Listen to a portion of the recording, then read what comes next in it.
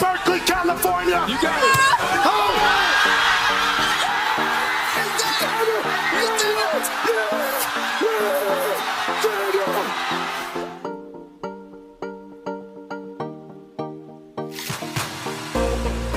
This one's for 3. AJ Hawk, $5,000.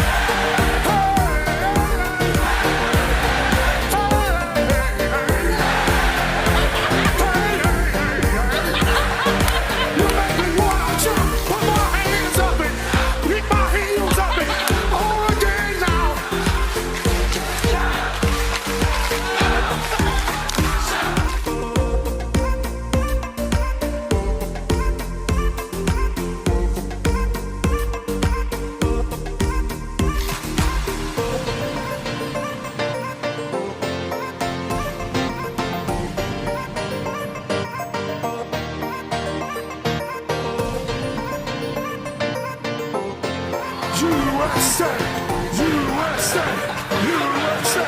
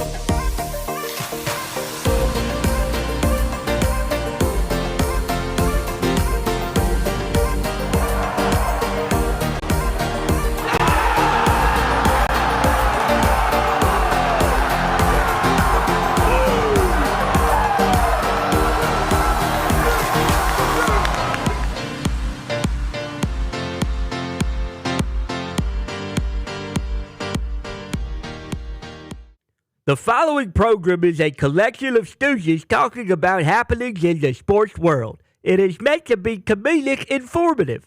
The opinions expressed on this show do not necessarily reflect the beliefs of their peers, their boss, or ESPN. There may be some cuss words because that's how humans in the real world talk.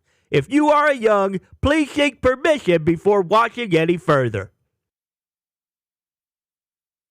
Hey. Why? Let's go. This show stinks, and the fact that you listen, we are very, very thankful for it. McAfee on the line with a gorgeous assist. The all-time leading tackler for the Green Bay Packers. You pink. Damn it!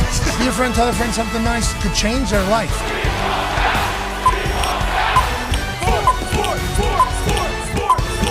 Hello, beautiful people, and welcome to our humble abode, the Thunderdome. On this NFL Week 6 kickoff Thursday, October 9th, 2025, this program begins now. Football! It is magical, and Week 6 of the NFL season is kicking off, and this weekend is Week 7 of the college football season. We're in the middle of it. Obviously, we're incredibly lucky that it's football season. We are excited for an NFC East battle tonight on Amazon Prime. The Eagles, fresh off a loss to the Denver Broncos at home, in which they lost the fourth quarter 18-0 in front of a bunch of Johns in Philadelphia. Could not wait to get on a football field again. Well, good news for you. You only got to wait 4 days, and who are you playing? The New York Football Giants in an NFC East battle. Giants getting 7.5 points at home tonight, and there's a bunch of stats that have been Thursday Night Football, 7.5 point spread, divisional this, Sirianni on Thursdays, Daboll on Thursday. There's a lot of numbers. What I'm finding myself doing is this team right here just got embarrassed at home. We don't think Sirianni had kibbles and bits for the boys all week trying to find the inner dog to potentially blow out and railroad that New York Giants team. But then on the other side, it's like, wait a second, Jackson Dart, Scatterboo and the boys over there, there's a lot of moxie. Yeah. And if you look at this tail of the tape, now I don't want to put the numbers up here, but you look at the tail of the tape here. Now this is from team rankings, and obviously there's different variables that go into all the rankings, and who knows if every play and every stat and what it accounts for. But pass offense, reigning Super Bowl champs, 4-1, Philadelphia Eagles, 31st. New York Giants, 1-4, laughing stock, everybody says, 18th. Russ offense. Well, they had Saquon Barkley break a record last year for most yards gained in the history of running backs running footballs. They're 25th. Jackson Dart, Scatterboo and the boys, 13th. Wow. 30th total offense versus 19th total offense. Well, let's go to the defensive side. 15th versus 24th, 22nd versus 26th, 20th versus 26th. But I'll tell you what, none of these rankings are desirable for either party. No, they're not. But I will say, if you were just blindly look at these rankings, Thursday Night Football, maybe offense carries the day, you would think to yourself, wait. Hold on now. Is the team on the right side of this graphic actually the Super Bowl champs, the reigning champs? Are they the team that's 4-1 instead of the team that is 1-4? Have Philadelphia Eagles just been able to slip and slide by with some bad ball and having a lot of gripes underneath the allure of winning? Was that Band-Aid that was covering up everybody's happiness and success, was that kind of ripped off whenever you lose against the Broncos? It is A.J. Brown, Jalen Hurts, and Saquon Barkley's 2-hour meeting where they said it was jovial. Yeah. Did that pay off? Or is Jackson Dart and Scatterboo about to have an era-defining win on Amazon Prime with Al Michaels, Kirk Herbstreit, Kaylee Hartung, Big Witten Fitz, Carissa Thompson, Tony Gonzalez, and Richard Sherman celebrating the hell out of another week of NFL football kicking off? Anything can happen tonight. That's right. 7.5-point spread. It's been big for these division games. The Talks the Tables here at Boston Connor and at Ty Schmidt. Sweet hat, Con Man. Thank you very much, yeah. That looks cool. The best. And it fits like a glove. Didn't think it would be this, well-fitted. Amazing. Well, with your hair that you have, you're going to have a little bit bigger hats. There's some hats that don't have I would say they're like a gas station condom, those shallow bottom. Sure. And then whenever you get the better hats, you got a little depth in that thing. Whenever you got that big hair like you have right now, you got to have good depth. And Jack Daniels has the most depth that I think anybody's ever had. Amen. Yeah, especially with the way they operate. So that hat looks damn good. Let's go to one half of the hammer. Dahn. Cowboys AP tone. Okay, so Eagles favored by 7.5 against the New York Giants. Right before we went live, Connor said this about the number, actually. Touchdown road favorites are 19-4 straight up, 14-9 against the spread, and the under is 14-9. Okay, so that's Hembo's stat of the day in Connor's eyes. Now Hembo sends us over a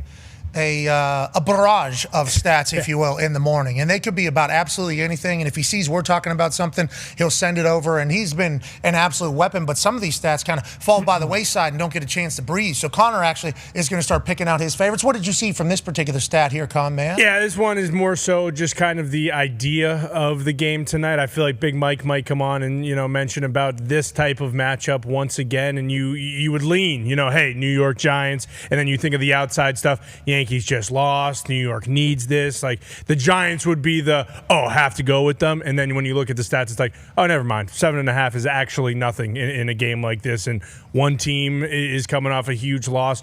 One team is, just lost to a quarterback who has literally never won. And then, especially when you look at the tail of the tape, you look at that, it's like, okay. But then when you look at the last 4 weeks, Eagles have played Chiefs, Rams, Bucks, Broncos. They've gone 3-1 over those weeks.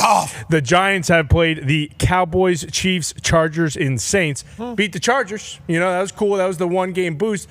But then you go down to New Orleans, lay an egg against, possibly the worst team in the league. Both teams, a lot of motivation, you're saying. A lot of motivation. Tough roads here for the NFC East, it sounds like, with their schedule set up. Tone, what are the numbers saying about the game tonight? Okay, so let's go back a little bit. I believe it was Monday or Tuesday. I talked about how now on the season, if the public is 60% or more on a certain side, they are 13-30 against the spread. Tonight, 65% of the public is on the Philadelphia Eagles. Now that would contradict this stat and that stat. Which stats tend to do. But no, I mean, if you're looking at strictly just off of percentage and betting that way, it's that number. If you look at it off of historic on Thursday night, it's that number. If you look at historic New York Giants on Thursday night, they've lost 10 in a row, which is horrendous. And then BetLab Sports puts out a tweet that says Jalen Hurts is just 1-8-1 against the spread in his last 10 games is a 7-point favorite. I mean, you can pick and choose anywhere you want. When I looked at the tail of tape, though, it kind of gave me some PTSD. As a Steelers fan, a lot of the people in here are like, "Oh, you guys are going to win the AFC North. You guys have this record, so did this record." We know when we watch and we look at the stats if it's not good or not. And that's why the Johns have been so pissed off so far at Patullo to start this season. Because look at those offensive stats. They are shite, but they are still winning games. So they're still the Super Bowl champs and they're Eagles. So there's a lot to be determined. You're saying football towns have seen football. They've Yes. seen good football. They've seen bad football. So, yeah, we might be winning. This team ain't winning shit, Correct. is what some people feel at certain parts of the season. Yeah. Steelers fans have obviously felt that over the last 7-8 years as they've continued to be above 500 but not be great. Philadelphia Eagles 4-1. They're tied for a league lead. Yeah. And then you look at their rankings, like they can get so much better. They can get so much better. We'll continue to dive in to this game tonight. We have Al Michaels joining us in about 33 minutes or so. Can't wait to catch up with the icon, the legend. Coach Mike McCarthy, Super Bowl champion. He'll be joining us. He knows a little something about the NFC East. Yeah, I'd say so. And then Jack Carr will be joining us. Wow. What? Jack Carr. Yes. Yeah, Jack Carr, the author. Yeah, he's got a new book called Cry Havoc out. Yeah, he does. It's the 8th installment, I do believe. He is an absolute beast. He former Navy SEAL sniper who has become an author, and his books are fiction. Correct. So they're stories, but boy, do they have a lot of things that if you think about who the author is, Navy SEAL sniper, like 20 years in it. And also I think he was a trainer at Buds and everything like that for the Navy SEAL. And then he's writing it. It's like, well, this guy has a reason he's saying these things. And then he's actually got caught up in some shit with the government, having to like clear. Yeah. And these are all fake. These are all, stories that he's got. This one is based in Vietnam, I believe. Yeah, 1968, Da Nang. I think a good majority of it takes place during the Vietnam War. And it'll be good. Oh, yeah. And then they will turn this somewhere into a TV series or a movie or a documentary, and it'll be phenomenal. And we can't wait for Jack Carr. Every time Jack comes here, something happens. I know, it's crazy. It's almost like, eerie stuff follows him. Thank goodness he's here, though. Every time. Timing. Yeah. Every time. He saved the world now 3 times for us. Yeah, exactly. And Thank God. 3 years in a row. Thank God. Yeah, I hope everything goes. It'll be the first time he's come here and everything just goes. He's like a real life Ethan Hunt. And maybe that's just everywhere he goes. We don't even realize. We just only see him whenever he's here saving the world. And we broadcast it to everybody. We say, look, we caught this on camera. Jack Carr saved the world. He shot AI in the head. Yeah, Arthur Isaac Fischel. Arthur Isaac Fischel in the head right here in the Thunderdome during a meeting of the minds. Literally a meeting of the minds. And then he shot down a drone that was took coming down in. an energy weapon. That was coming in. Yeah.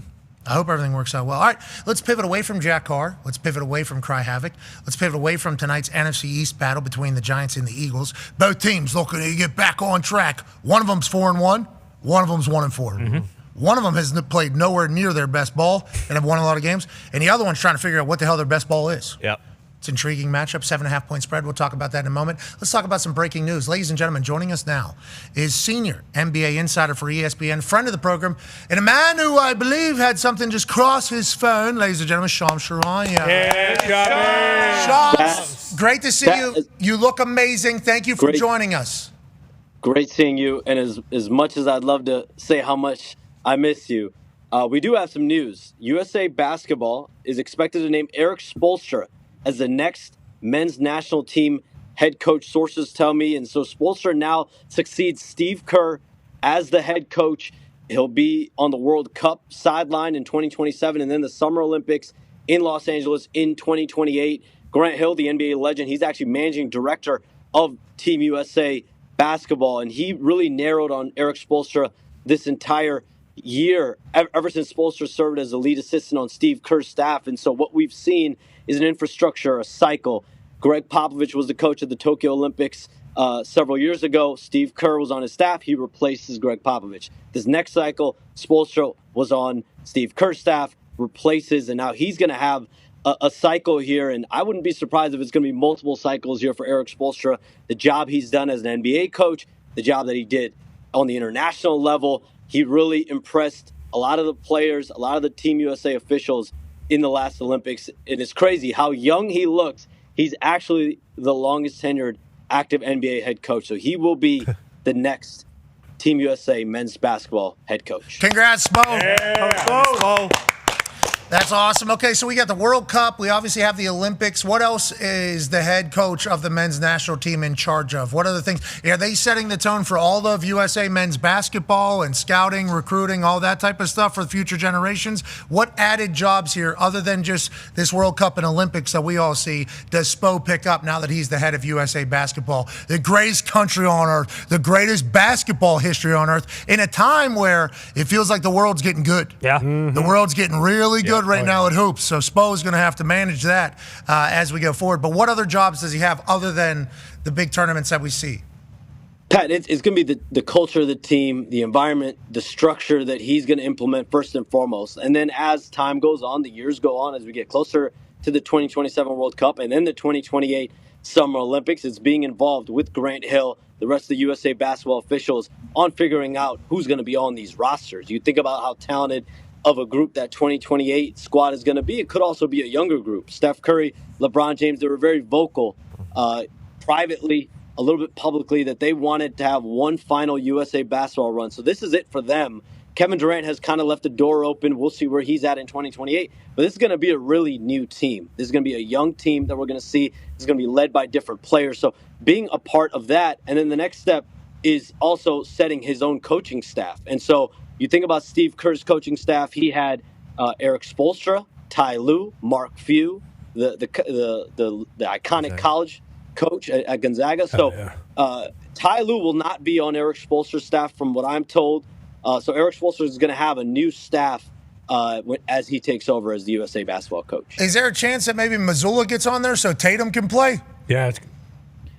That's a name certainly you have to look at. But when you think around the league, whether it's Joe Mazzulla, Mark Daigneault in Oklahoma City, Jamal Mosley's another coach in Orlando who has had some time in the USA basketball pipeline, and he's someone you think about that Orlando team on the come up. They should have a good chance in the Eastern Conference as well. So I think those are some of the, I think you have to put Missoula in there as well. But I think those are the other couple names that I would look at as well. Well, strictly so that maybe Tatum gets on court. Yeah. Maybe because I think for the good of America, even though we won, so hey, but going forward, we need to make sure that Tatum is on the court, assuming that his Achilles recovery goes very well. Which, are we ahead of schedule in that? Am I reading things that we're in a really good spot? No, I don't want to put any type of.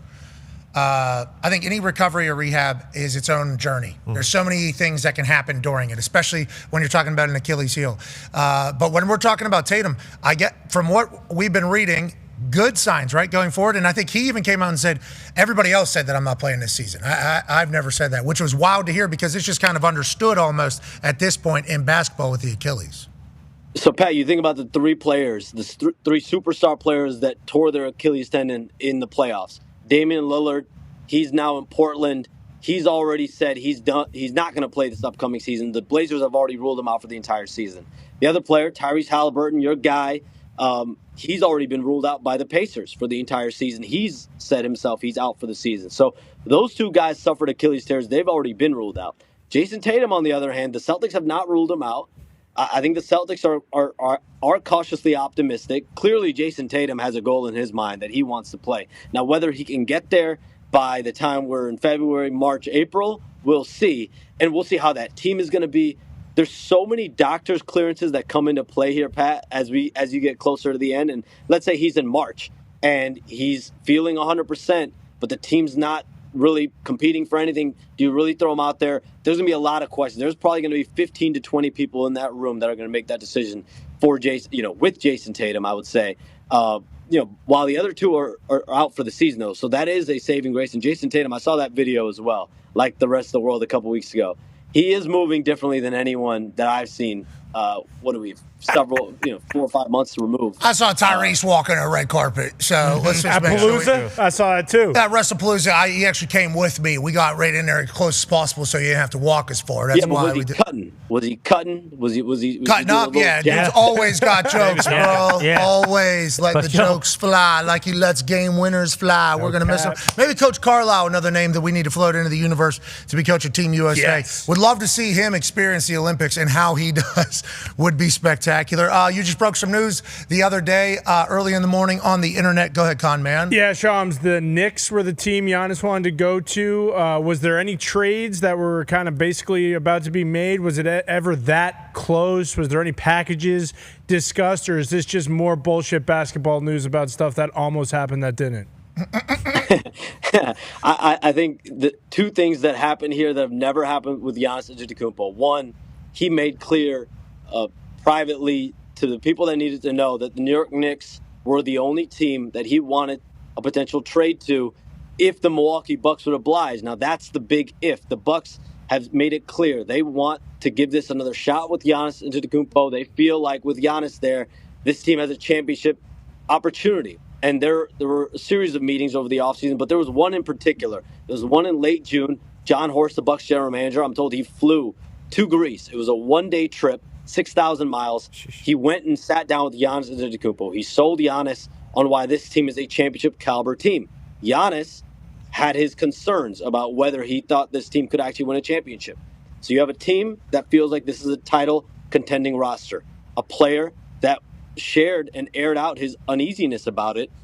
And so that led to some conversations with the Knicks. The Knicks did make offers, I'm told, multiple offers. And so no deal happened. The Knicks felt like the Bucks were never serious. Some people in Milwaukee believe that the Knicks never made offers serious enough to even continue trade conversations. This was a multi-week process. So that's what One person described it to me as an exclusive negotiating window. We've never gotten to that point with Giannis. But he's there now. It was a bunch of nothing. Yeah, it was a bunch of bullshit. Well, he's there now. We'll see what happens this season. The quarter mark of the year is going to be very important. 20-25 games in. And Giannis Antetokounmpo said it himself that right now he's committed. He's locked in. He said 6-7 months from now, I don't know where I'll be. We'll see. Okay, so Shams, I appreciate that you're planting these seeds right now. Okay, that's what Shams is doing right now. Oh, yeah. Hey, I got big breaking news. We saw it across the internet. Giannis, Baba, he's planting seeds right now. Just in case something happens in the future, he can just say, hey, just like we were telling you about, there's something brewing here. Okay, and that bamboo tree, you water it for like 5 years. Yep. Okay, you water that thing, and then inevitably that thing, whoosh. Okay, but I'm just a messenger. I'm just a messenger. If this stuff wasn't happening, I wouldn't have anything to talk about. No, but that's what I'm saying Amen. to you. I'm saying you're watering this plant right now. Like it's a band. And then whenever it happens, people better say, Sham said it would. Yeah. Okay, and that's part of the insider process is following stories. And then every once in a while one pops up out of the middle of the night right after a Royal Rumble in Indianapolis, and Luka is now all of a sudden an LA Laker. Wow. And that it becomes historic, and everybody thought your phone was hacked. So Shams, we appreciate the way you operate, the way you move, and the way you cover the NBA. You're the greatest. When do we start? When's basketball's happening? Preseason is well underway. The Pacers actually played the other night against the Timberwolves. It is well underway. How'd we do? Regular season starts October 21st. Houston at Oklahoma City, then Warriors, Lakers, doubleheader. NBC has that, and then ESPN has multiple doubleheaders after that. So that is opening week. But Pat, I'm telling you, preseason is underway, and this Giannis Antetokounmpo situation, this is what's going to grip the league to start the year. Take my word for it. Water that bamboo tree. That's right. Is Guangzhou coming up to Indy to play after the Spurs game? Who's that? The Guangzhou Sharks. I forget actually what their mascot is, but they were torn. The Spurs beat them the other day. I think. One of the CBA teams. So that's what I think preseason Victor is? Oladipo's on that team. Oladipo's playing for that team. He's trying to make a comeback after 2 years away from basketball. Really? Shout out Victor Oladipo. Yeah, shout out Indiana University great, Victor Oladipo. He's playing for the Guangzhou. The Guangzhou. I'm not Lose sure. Lions, I think. Yeah. Oh, Lions, sure. there it Lions, is. yeah. You just said a Guangzhou different Lions. team. That's a vastly different team than we were. Anyways, we appreciate you so much. How'd the Pacers do the other day? Did we do good? The Pacers lost to Minnesota. I don't know what happened exactly in the second game. Jesus, They did just sign Campaign, though. Shout out Campaign. He just signed a training camp deal with the Pacers. Nice. I just saw It's huge. some breaking news from no. preseason. Let's keep him out of preseason. We don't need him playing. What? T. McConnell did have he did look like he strained a muscle there. Holy shit. So Because he hopefully was going he's fine. 1,000% because Okay. he was on a basketball. Everybody court. needs to stop. TJ McConnell doesn't need to play preseason. No. Okay, he's gonna Coach be- Carlisle said, hey, listen, this is your team now. We do not need any injuries to TJ McConnell. That guy's going to be playing 45 minutes a night this year. Maybe the whole thing. Yeah, exactly. We're not 100%. He might be Max Crosby. Pat, He could be. how's Tyrese doing? Do we have an update? How's he feeling? How's he doing? I think his life right now is rehab, recovery, finding things in Indiana to do. Yes. That is so he doesn't lose his mind. So he is always on it, I think. And mindset very positive, and obviously the city of Indianapolis loves seeing him. He was at every Fever game, obviously the Colts game. If there's a charity event that he can get to, he'll go. I mean, he is trying to stay active without losing his mind because he's been confined to his house basically since this whole thing happened. So he's positive. I'd say he is naturally a optimistic, positive dog human, and it feels like he's carrying that into this. But that's a long road, brother, because it's such a slow road because he's able to walk. You know, he gets out of the boot and you can walk, and then it's like, hey, you're nowhere near done right now. Yeah. And it's like it's a mental task. That's why the Tatum stuff is awesome to hear, you know? Yeah, I mean, these are long recoveries, but once you start walking and you start being able to move even a little bit on the basketball court, just as a basketball player, I'm sure their mind is going crazy. Like, you want to be doing stuff at 100%, but you just can't. You got to – it's a long, monotonous recovery. And then, hey, you got another 7 months, actually. Yeah. You're just going to be staring at it. You can't move the whole time. And like half the time, it takes a year. Like everyone's talking about Tatum coming back, and awesome, that would be cool. But it feels like it even takes a year just for guys to get their legs back under them, and then they're back to what they. At least a year, even the second year afterwards, it comes in for our sport at least. And then Tyrese, it takes a year. When was his? Oh, the last possible game of the season. Game 7 of the final. The latest possible game. And he was going to score 60. I know. Such a bummer. No time for what ifs. No time for what ifs. Huge news around the basketball world. Obviously, this was tweeted by Schefter this morning. Inside the NBA is making its official broadcast debut over on the ESPN network. Says TNT Sports will still create that from Atlanta, and it'll be licensed through ESPN, who got a majority of the NBA coverage rights. Remember, TNT could have kept it. Yes. Okay. So they could have. Everybody's attacking everybody, but there's still a way that could have happened. Instead, ESPN gets to broadcast one of the greatest shows in the history of sport. Shams, have you met these guys? Yeah, I mean, I've spent time with Turner. I've done stuff with Shaq, done stuff with Kenny, know Kenny pretty well. I talk to Ernie every time we see each other. I mean, these are just great human beings. Chuck is hilarious. I actually was a part of the 75 greatest players draft that Turner held. I want to say it was 2022 or 2023, but the All-Star game was in Cleveland, I believe, that year. Nailed it. But it was a treat just being a part of that stage. Jerry West was there, so it was just an honor to be there.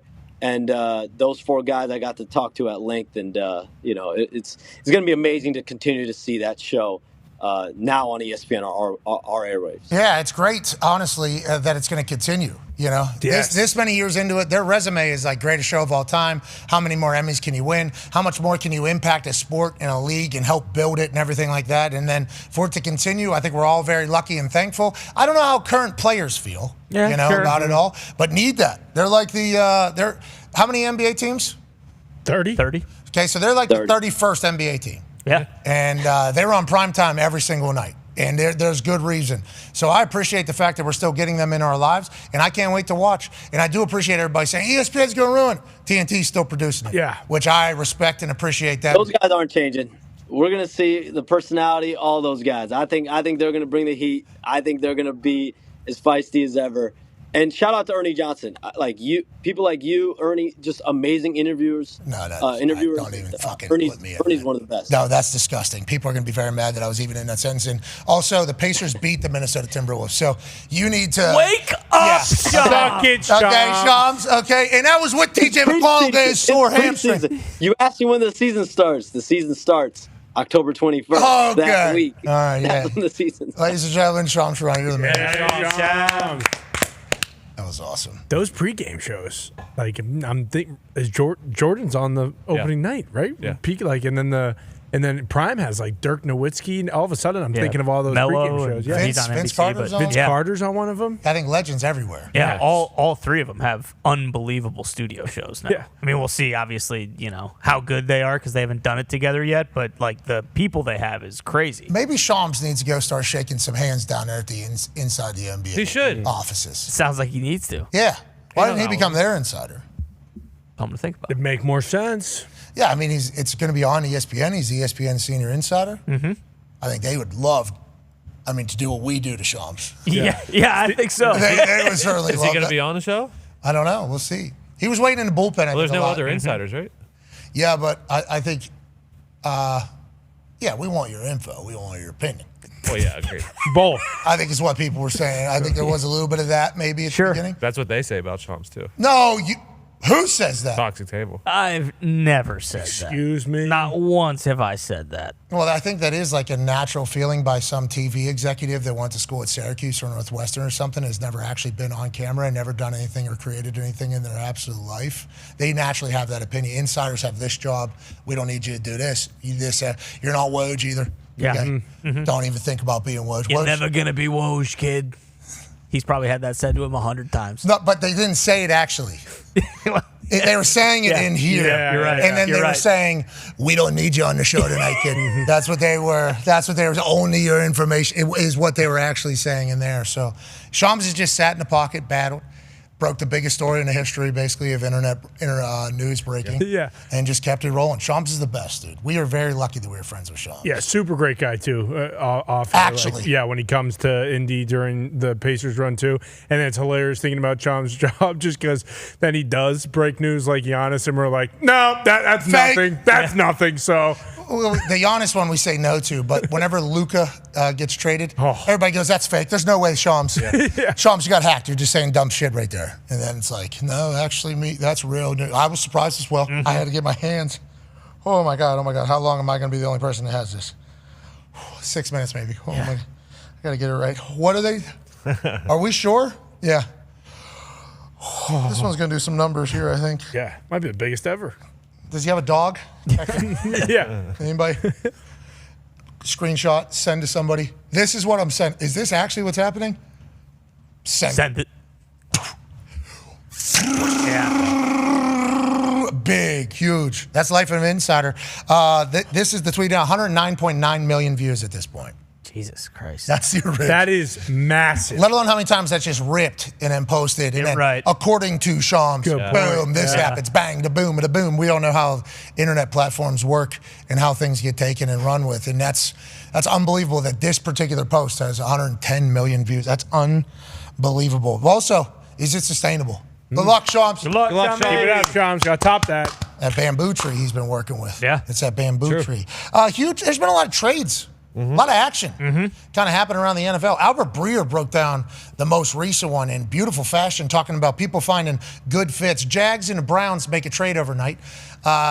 Jags get Greg Newsome, a corner who, in Albert Breer's breakdown, has great eyes on QB reading, reacting, and suited for their zone-heavy scheme down there in Duval. Also, he's in a contract year, so Newsome gives him a little financial flexibility, not only this year, but for the future. And maybe they renegotiate a deal here in a couple of weeks if he ends up doing great. And then Tyson Campbell, he goes up to the Browns. He's better scheme fit with the team he's going to. You know, he's man-match corner with speed, length, and competitiveness. He signed through 2027, so a little bit of stability at a position. They're obviously going to hope that he hits. I like the teams are making kind of moves right now. We're getting into the part of the year where people are starting to kind of move and shake. Obviously, Joe Flacco going to the Bengals. Yeah. There's news coming out of Cincinnati. Yeah, Joey Flack is back to take on the Pack, Jack. Now, he just got traded on, a Tuesday? And we're getting word on Wednesday that Joey Flack is expected. Yep. Hey, Flack's starting. Okay, you've seen what we've been. We ain't doing that again. You think we brought that guy down from Cleveland to have him sit here and watch what we've been doing? Yeah, right. This season's slipping away. So we got Joe Flacco walking across city streets onto a practice field to be the leader we need over here in Cincinnati. We got weapons all over the place. Yeah. And if our defense can maybe do something, our offensive line can maybe protect for a second and a half. Well, maybe Joey Flack's able to cook the Packers for the second time this season. Ty, this is nightmare scenario for you. And did you hear what Chase Brown had to say about Joe Flacco? Chase Brown, running back for the Cincinnati Bengals. Last year, he had like 1,300 yards and 11 touchdowns. Can certainly catch the ball out of the backfield. This is what he had to say about Joey Flacco's brain immediately upon arrival in Cincinnati. Hearing them first and repeating them? Yeah. So Zach would read him a play, and then he'll pause for a second, and then he would recite the whole play perfectly. So good memory. Joey Flack saying it back, no problem. Day one, he knows the offense. You know what that means?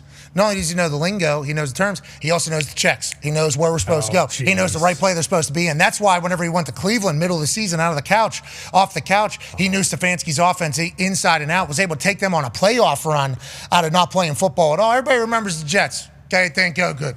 Everybody thinks about the Colts last year. Okay, it didn't go good. But if Joe Flacco's in a situation that he likes, which very clearly from day one, sounds like he's in love with it, look out for the Bengals to be a problem in the AFC North, or a problem this weekend with the Joey Flacco boost that's potentially come to town. Yeah, no shit. Joe Flacco knows the playbook, knows how to spit the playback out. He's been quarterback in the NFL for about 25 years. He's won a Super Bowl MVP. He's a pretty good quarterback. He's a little older now, but yeah, I mean, if you're a Packers fan, you knew this was going to happen. You know, I had that reaction on Tuesday, and everyone's like, "What are you, moron? He's not going to play on Sunday." It's like, yeah, he is. He's Joe Flacco. He needs 15 minutes off the couch to get ready to play a football game. We've seen it before.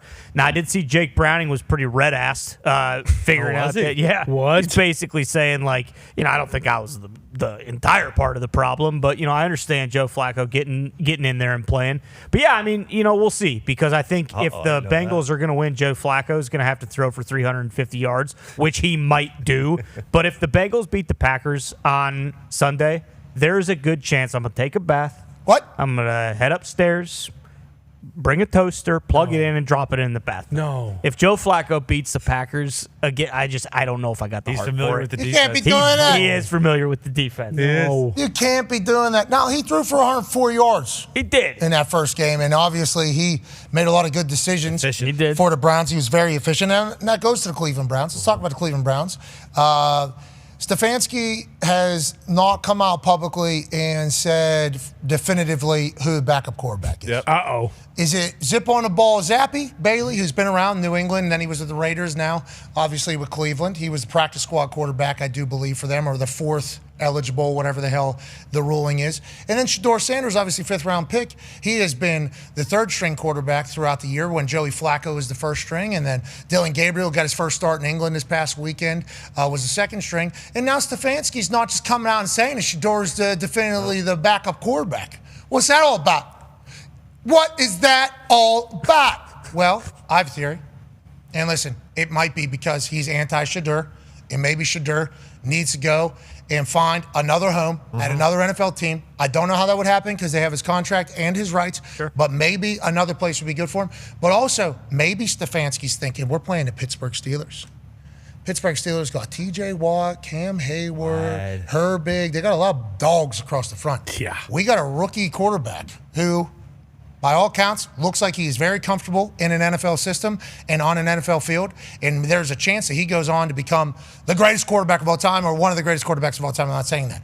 But also, 5'11", T.J. Watt, eating. Cam Hayward, eating. There's a chance backup quarterback has to play this weekend against Pittsburgh Steelers. I'm not saying that is something I'm wishing for or hoping for. I'm just saying fact of the matter, reality, AFC North football, Cleveland Browns, Pittsburgh Steelers, the way the Steelers are built, there's a chance backup quarterback has to play. There's a lot of big book on Bailey Zappi. Okay, people have seen Bailey Zappi play a lot of. Mike Tomlin knows what he's potentially getting with Bailey Zappi or digging into Played for the Browns to understand what Bailey Zappi's got. So I think there's a chance that he's being kind of aloof with it, coy with it.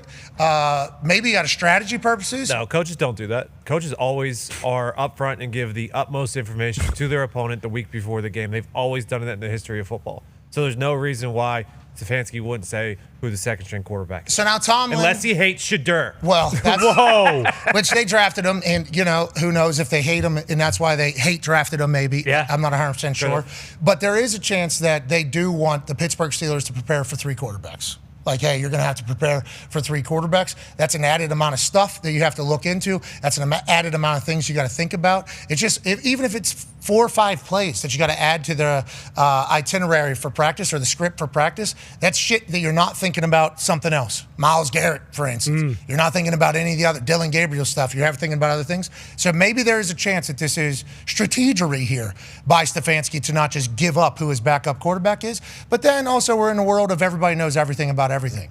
So is this a waste of time if this is a little bit of a coy competitive move by Stefanski? Well, and even based on last week, Judkins seems to be the bell cow of that offense, kind of everything. I think he got, 25, 28 touches, and, he was great.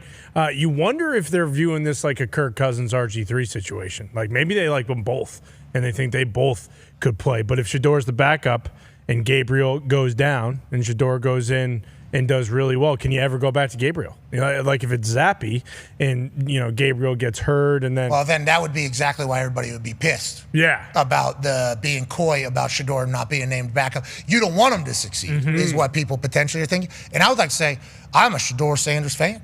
You can call me Shador Fanders. Yeah, there you go. I am a big fan. And I just saw him working out with sunglasses on with a bunch of Cleveland stuff on. I don't know if that was from the summer or from this week. He looks good. I appreciated the way he handled the Joe Flacco trade whenever he was at the car dealership with 8K cameras around him. The miming thing, I thought was incredibly creative and hilarious, but I could also see it as something that, hey, don't want to act like that as a starting quarterback going forward just strictly because it's not about how I feel or my fans feel about things. It's about decision makers in the NFL. If I want to actually do this, I'm going to have to appease to these people at some point. I'm going to have to do that at some point, but I also got to remain myself because Shador has done great things for Shador. And what we've seen Shador do at places where there hasn't been as much support and there hasn't been as much talent, we've seen him do special things. He has an aura about him that is magnetic for people and for cameras. Okay, so that's obviously a potential big-time distraction, but all you need is one team to say we like them. That's all you really need. That one team allegedly was just the Cleveland Browns. And then the story came out like, well, during the draft, the Ravens wanted to from there. Like, no, they're starting their backup probably again this week. Yeah. And obviously you can't forecast that, but a lot of other people around the NFL could say, so he's turning down opportunities to get into the NFL whenever he was in the first. That's how people that are negative would spin that.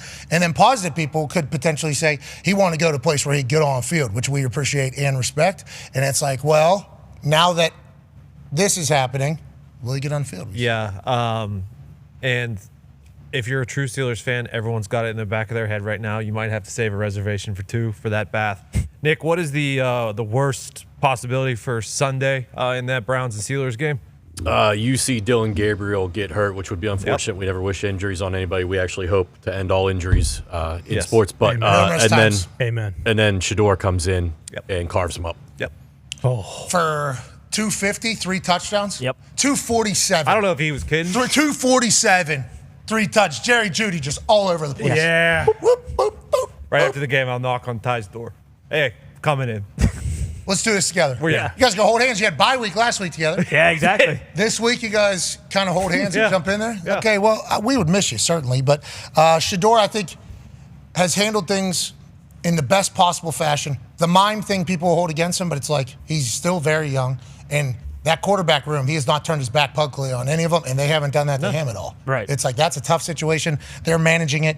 Good luck. But let's hold out hope that Stefanski, former coach of the year, is potentially using a little strategy here. Yeah. Why would he? If he doesn't have to make a decision on this now, why would he? Why not wait until you actually have to decide? I mean, it's gamesmanship. This is a division game. Yeah, it's a big deal, especially if you can add just a little bit of a question mark on the other side and have them have to focus on that just for a matter of moments, even hours maybe. That's a big win for a team. Speaking of a big win for a team, did you see last night? Oh, no. The Yankees lose. Oh, my. You talk about a post-game show being electrifying. I didn't even think about Big Papi on a microphone after Big Vladdy, the Yankee Dahn, gets a chance to do a live interview from the locker room with beer flowing everywhere, and Vladdy coming off maybe the greatest series anybody has had against the New York Yankees. This is immediately after the Toronto boys knock off the New York boys. Dale. The Yankee lose. The Yankee lose. Let's go, baby. Let's go. Hey, let's do it again. The Yankees lose. The Yankees lose. Let's go, baby. But you don't take it personal. I get it. One more. The Yankees lose. I don't think there's anything else left to be said. Vlad, you were awesome. We'll see you in the next round. Go enjoy it, all right? Llámame. Dale, te llamo de una vez. Gracias. Gusto en verlo. Gracias. So we understood that. Obviously, what a moment for those two to have. Ty, how did we get to that point? And when you're watching old Jeets have to sit in a pocket for that on national television, how does that make you feel? Yeah, it hurts. I mean, I'll be honest with you. I've gotten over it because it's funny. Being a Yankees fan is very similar to, ironically, being a Packers fan or being a Steelers fan. You kind of notice the 6 or 7 Achilles heels that are really going to bite you in the ass come postseason. You know that stuff needs to change. None of it's ever going to change. So they got to eliminate. I mean, the stuff that kind of killed them all year. And to lose to a team like the Blue Jays, who are just the antithesis of the Yankees, like how are they scoring runs? Boom. Just a good piece of hitting. Single the other way, score 2 runs, get guys on base, move them over, don't need to do it with the long ball. And then look at this. I mean, the guy hits this 8 miles an hour into right field. But that's all you need to do. Puts it in play. Yeah, biggest fatso in the MLB. Parked up the Yankees as well. Wobble body Alejandro Kirk scores. And the Blue Jays end up winning 5-2. It just, the defense killed them when they needed to. It's almost like Aaron Boone went into that game last night and was thinking like, well, yeah, Cam Schlittler's just going to throw 8 innings and have 12 strikeouts and completely handcuffs these guys again. I mean, he's only pitched in like 15 games this year. He was unbelievable, but that's what the Blue Jays do. They put balls in play. They make your defense work. Timely hitting. I mean, that's the way it goes. And we talked about this a little bit. Like the thing that sucks the most is Judge has that moment last night, and like now it doesn't mean shit. It doesn't mean anything. Like for him it was good, sure, but like you talk about moments in Yankee history, like that's not even like the top 100 anymore, unfortunately, because they got eliminated the next night. He batted 500 in the playoffs in this series. Damn. In this series, he was 9 of 16. The rest of the Yankees batted 207. He was literally the only guy who showed up. So like that's the thing that hurts the most is the Yankees have their best player probably since Babe Ruth. Like this guy will go down as maybe one of the 5 best baseball players of all time. And because they're front office and they just choose to do the same thing year in and year out, and they just think because we're the Yankees, we can spend more money, we can hit more home runs, and we'll just beat anyone. Well, in the playoffs, you get a team who doesn't do that. They just play clean, solid, sound baseball, and they fucking embarrassed them. Just embarrassed them. So I'll be looking forward to next year. It'll be a whole lot of the same. Judgy will have another phenomenal season, might win another AL MVP, and at the end of the day, this is probably what's going to happen, whether it's the Tigers or the Blue Jays or, the Mariners, one of these teams who doesn't have the star power, doesn't have the same names, doesn't have the stats, they will beat the Yankees. And this will just go on for eternity, unfortunately. Forever and ever, that's the Yankees' life, is what Ty says. I refuse to believe that. Yeah. Every once in a while, your bats go cold, especially if you're a big bat-bopping ball club. And if the bats get cold, all of a sudden, you're not as good. Who was the other guy? Gold? He was above Paul Goldschmidt, yeah, who the Yankees gave $20 million in the offseason to for one season, play first base, former NL MVP. He's been great all year, but once again, we've gotten into this analytics portion of the world where it's like he's right-handed, so he can't get a base hit off a right-handed pitcher. He can only play when lefties are in there. So he basically got like 6 at bats in the series. Jeez.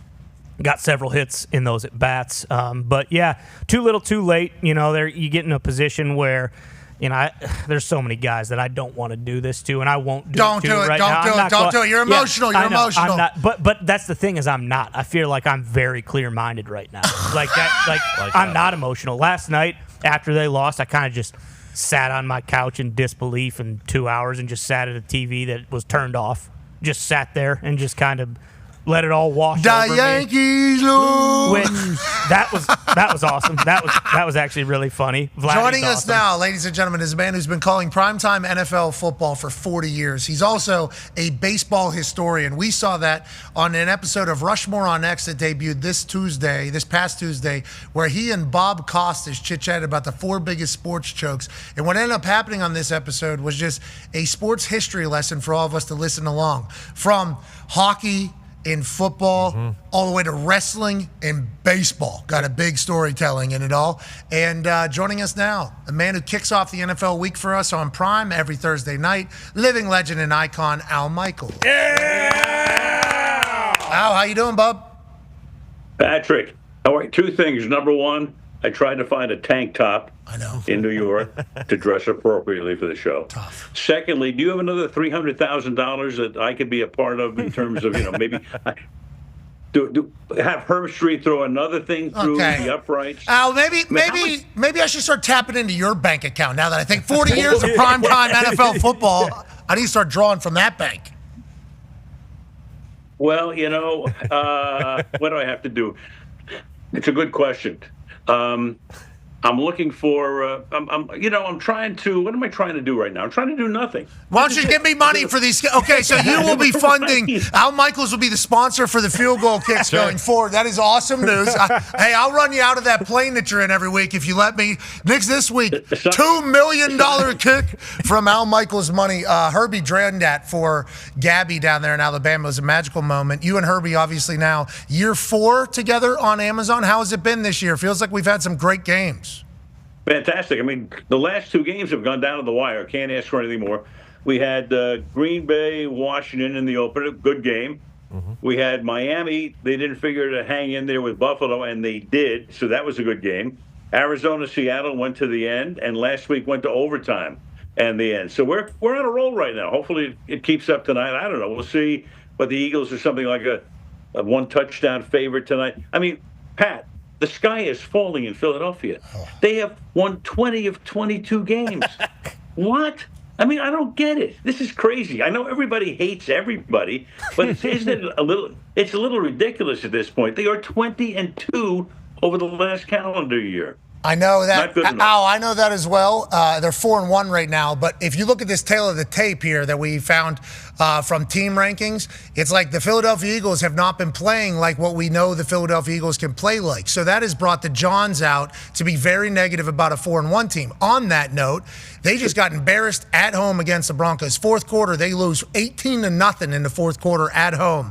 This could have been a Sunday game, and they would have had to wait 7 days. Could have been a Monday night game, and they would have had to wait 8 days. Instead, 4 days, and they're back on the field. What has it been like talking to the Philadelphia people? Are they eager to get back out there? And on the flip side, Jackson Dart and the boys lose to the Saints. They give Spencer Rattler his first win in 11 starts. So both teams, I assume, wanted to get back on the field. What are you hearing from both of them? I think any team that loses on Sunday wants to play on Thursday, so they can wash it away real quickly. So you get the sense that that's the case. With the Eagles, I mean, go back a year. They were 2-2. They wanted to fire everybody a year ago. And then they got on, of course, a roll. But before that, too, remember in 23, they melted down. What were they, like 10-1 and lost 6 of the last 7 or whatever. And the wild card game in Tampa Bay. And then they're 2-2 last year. And everybody's saying, oh, get rid of the coach, get rid of this guy, get rid of that guy. Who lifted the Lombardi trophy? So it's amazing. Those numbers were terrible. They're at the bottom of the league in almost everything. Defensively, when they were great last year, I mean, defensively, they're so-so this year. So nothing seems to line up statistically. But I don't, this team has too much talent not to get on a good roll down the stretch. I think they will. What are your thoughts on the Giants after talking to Dayball, Jackson Dart, Scattaboo, and the boys? Feels like they're trying to start their new era here, a brand new era of Giants football. Oh, yeah. Everybody was so excited, of course, after the Charger game, because the Chargers come in undefeated. Now it's the Jackson Dart era. This kid has, do you know him at all? He's got a lot of moxie, and I'm telling you, he's a confident guy, makes his decisions very quickly. We love talking. We've had him in the preseason. Now we've had him again. Between him and Scattaboo, I think the future is extremely bright for both of those guys. For the rest of the team, we'll see. I mean, this is a team. You know what's so crazy, Pat? Over the last 8 years, the Giants in preseason, we had the number that they had the worst record over the last 8 years coming into the season. Now they have the second worst. Which team has the worst over the last 8 years? Last 8 years. Jets, got to be. Got it. You got it, man. Bang! So didn't they call Cleveland the factory of sadness? What is MetLife? Well, especially after this Yankees loss with what they're going through, Al. I know you're a big baseball guy. There you go. Did you hear Ty losing his mind right there as a Yankees fan about what happened? Look, he's still pissed. Go ahead, Al. Not only that, the Penguins shut the Rangers out 3-0 the other night. True. Yep. Hey, we're back, by the way. The Pens are back, brother. They need to know. Damn news. This new guy, bald head, not a lot of voice. He's ready to take over. But yeah, it's a state of sadness over there. And then also we hear Giannis wanted to go to the Knicks, but they couldn't make it. I mean, everything New York-wise. It's pouring right now. Not great over there.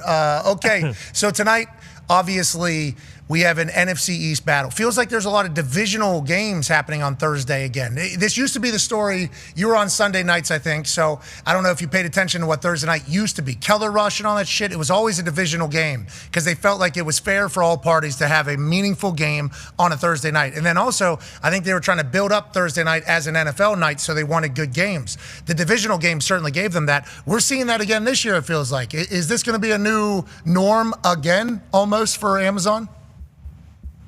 I think so. Not only for Amazon, but I mean, you look at the Netflixes of the world coming in and the YouTubes. The league wants streaming to work. There's no question about that. So we started out that first year, the schedule was so-so, had a couple of decent games. I thought a seminal thing was last year when the league gave us Cowboys-Giants streaming on a Thursday night. That was big because, I mean, that's always been kind of a primetime matchup for either NBC or for Monday Night Football. So I thought that was big. This year, again, we've got a lot of great, Detroit and Dallas down the line. But the way we started out, Washington and Green Bay and the rest.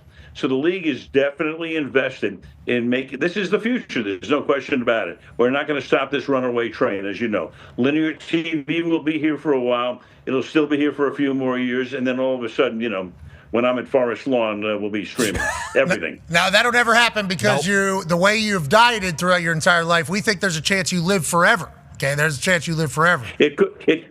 If you don't eat a vegetable, there's a chance I'm on the Oprah show in like 2096 and say, this is the key to life. Don't eat anything out of the ground, just out of the stockyard. Let them eat something. Al, you're the greatest. Your brain's still quick, by the way, but I think you talked about the last couple of seasons. All of the conversation was Al's not getting excited about any of these games. That is all it is. And then you come on this show and you're like, these people want me to scream for what? We're week 6. It's the second quarter. What do you want from me? I've never done that. I think this year, because it's been such good games, I don't think that chatter's happened at all. I think you're throwing your fastball. You feel the same way? Pat, everybody hates everybody, right? If you go onto anti-social media, Mother Teresa would have been a bank robber. I mean, I don't know if anti-social media would do that to Mother Teresa, but I understand what you're saying. Yes. The point remains. Of course you do. Yeah. The point remains. All right, we got some questions for you from the boys here about this season. Go ahead, Tone. Yeah, Al, you had the Niners last week, and they had that huge win against the Rams. And Pat was by far the first on this, talking about how, Mac Jones and Kyle Shanahan, they had their history when Kyle kind of wanted him in the draft, and now he's there and he's playing incredible. Did you get a sense or a vibe around there that it's anyone but Brock Purdy's team when he's healthy, even with Mac Jones playing incredible? Not before that game, but I think you're going to wind up having a little bit of a quarterback controversy, maybe more than a little bit, in San Francisco, because we'll see how healthy Purdy is. I mean, what a performance by Jones the other night. Not only that, we thought he was out for the game after the season at one point because he's on the turf for almost 3 minutes.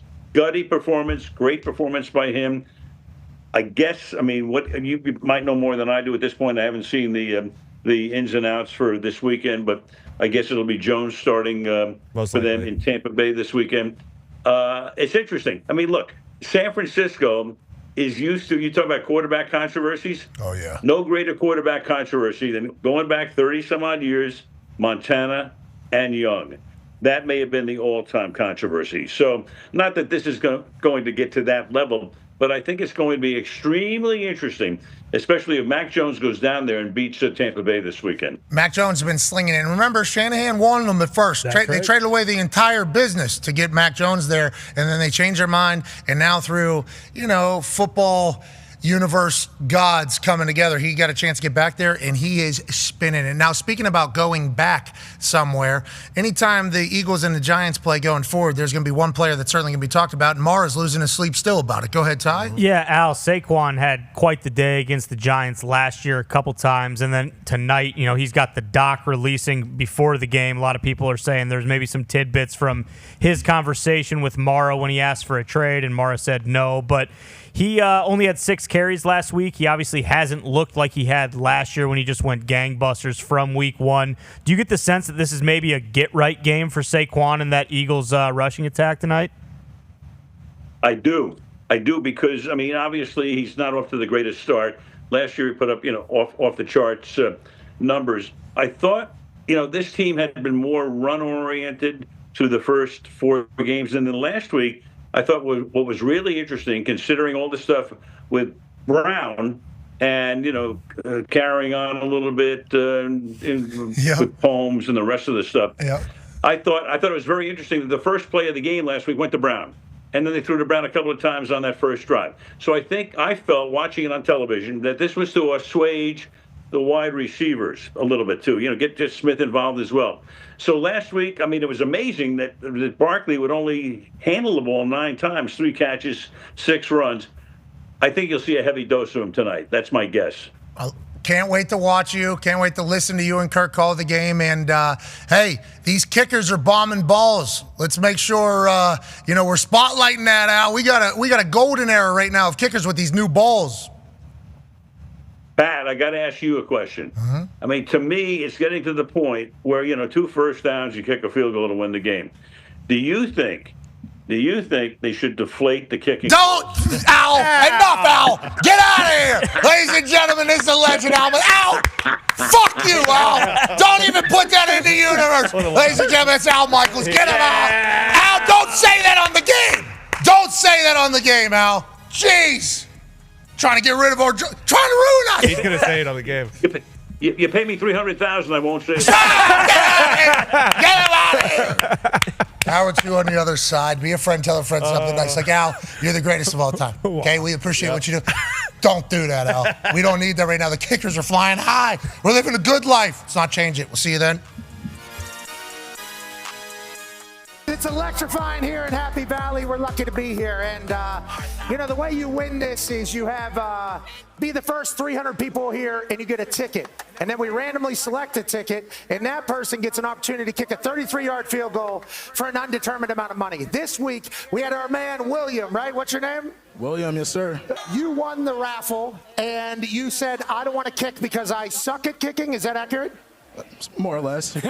What is your major here? I'm a finance major. Okay, so money decision was, I suck at this. Let me try to find somebody who's good at this. How did you land on my man here, and what are your hopes in him? Well, I was looking around. I saw my man. He said he plays soccer, and I was like, this is my guy right here, my guy Carson. I have faith in him, so I know he's going to get it done. All right, you're Carson, right? You played high school soccer. Is that accurate? I did play high school soccer. Where are you from? I'm from Hanover, Pennsylvania. Okay, you're a Pennsylvania guy. Have you ever kicked a ball before? Other than not football, soccer. Okay. Well, hopefully you're terrible at this. It's $100,000. Are you guys splitting that 50-50? Yes, sir. Okay. So we'll make it $300,000. $150,000 for both of you. Okay. You only get 1 kick, though. You've gamed the ticket game, which I appreciate and respect. It's up to $300,000. $150,000 for both of you. Only 1 kick, though, Herbie. We're not doing anything. I don't care how many Staters chant for another kick. Only 1, Herbie. Played high school soccer. He's a good player. We got a problem here. That's right. It's a whiteout. It could be a special day. You could help out your guy, William, in winning $150,000. 1 kick, 300,000, 2.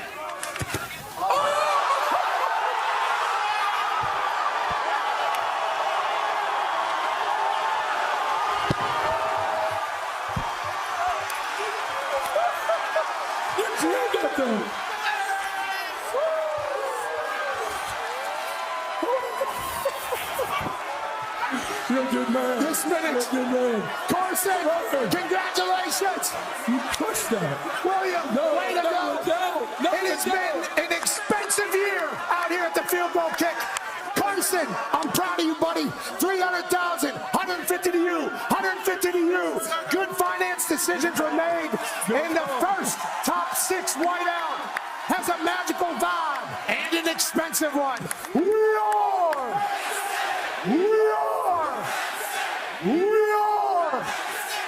Thank you. Goodbye. I think that might. Maybe they should have turned that around and said thank you to Pat.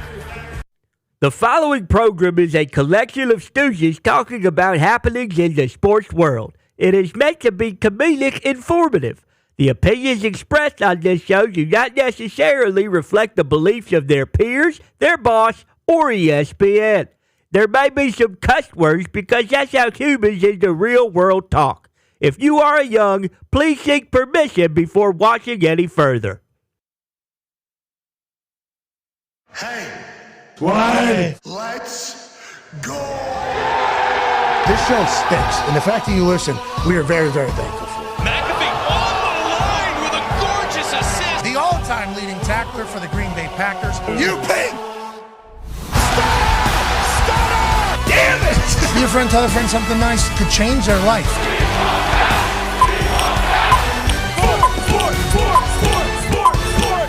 Hello, beautiful people, and welcome back to our humble abode, the Thunderdome. On this NFL Week 6 kickoff Thursday, October 9th, 2025, hour 2 of the program begins now. Football is magical tonight. Week 6 of the NFL season kicks off with an NFC East battle between the Giants and the Philadelphia Eagles. It'll be happening in MetLife Stadium, and all eyes will be on Amazon Prime as Kirk and Al are on the call. Al Michaels just joined us, and I don't love all of his ideas, but he certainly is a legend and icon, and we're thankful that he stops by and chit-chats with us. What was on his hat? I'm not 100% sure. It looked like it was maybe a bridge. I thought maybe the Brooklyn Bridge because I believe that's where he's from, but I could be wrong. Yeah, it looked like it was a bridge. Yeah, I didn't have enough confidence in the convo I was gonna say, to let that one fly. And it's hard to identify just by looking on the hat which bridge it is. Could see that it was something. Right. What was the something? That was, we're in the middle of it. Normally we like to at least have a little bit of a convo because there's a reason he was wearing that hat. Sure. You don't just put that hat on for no reason. We should have asked about it. That's on us. But he put out a terrible suggestion on what should happen to the K-Bowl, so that's how it goes sometimes. At Boston Connors here, at Ty Schmidt. One half of the Hammer, Dahn. Cowboys AP Tony here. What is the percentage of money for tonight's game looking like? And as we know, anytime the public is over 60%, it is not good. Are we still sitting in a situation where the public money is more than 60% on one side? Yeah, as you said, it is not good. 13-30 on the season when the public money is over 60% on a certain side, and it is currently hovering at the same 65% it was in the first hour, so nothing we have said in the first hour has changed anyone in the public's opinion. Didn't we say, I said, Pat, this is what you're doing. If there's more than 60%, automatically going the other way because it's 13-30. It's hard to do. Because I wake up on Mondays thinking I did good. And then I look at my score on how I did against the spread, and I look at my account, and I realize I didn't do good. But all of us thought we were going to do good. Anytime the public is losing like this, how long is that going to last for? Couldn't it be this weekend? Exactly. That we break this. Joining us now is a college football national champion, a Super Bowl champion, a Ryder Cup winner, a father of 10. Ladies and gentlemen, AJ Hawk. Yeah, Hawker. AJ, this could be the weekend though that changes it in the public's favor. That could be the case, and tonight could be a perfect depiction of that, AJ. So what we would have to go with the Giants then if we're going to do that, right? We're going to buck the trend? Yes. If we would like to be on the 30 side of 13-30 for the more than 60% bet people, we'd currently be sitting Giants plus 7.5, which is more a touchdown, obviously, in a division game on a short week. Yeah. Okay, which these teams know each other, do they? I don't know. Jackson Dart was at Ole Miss last year. Scadaboo was at Arizona State last year. Like, those guys are absolute dogs. Dayball will certainly understand a Sirianni team, I guess, more than maybe anybody else because they have to play each other 2 times a year. Saquon Barkley certainly understands both these buildings very well. So I guess there is a familiarity and obviously the fan bases, and there is a rivalry. I think Eagles and Giants notably hate each other. I think that is like supposed to be a thing.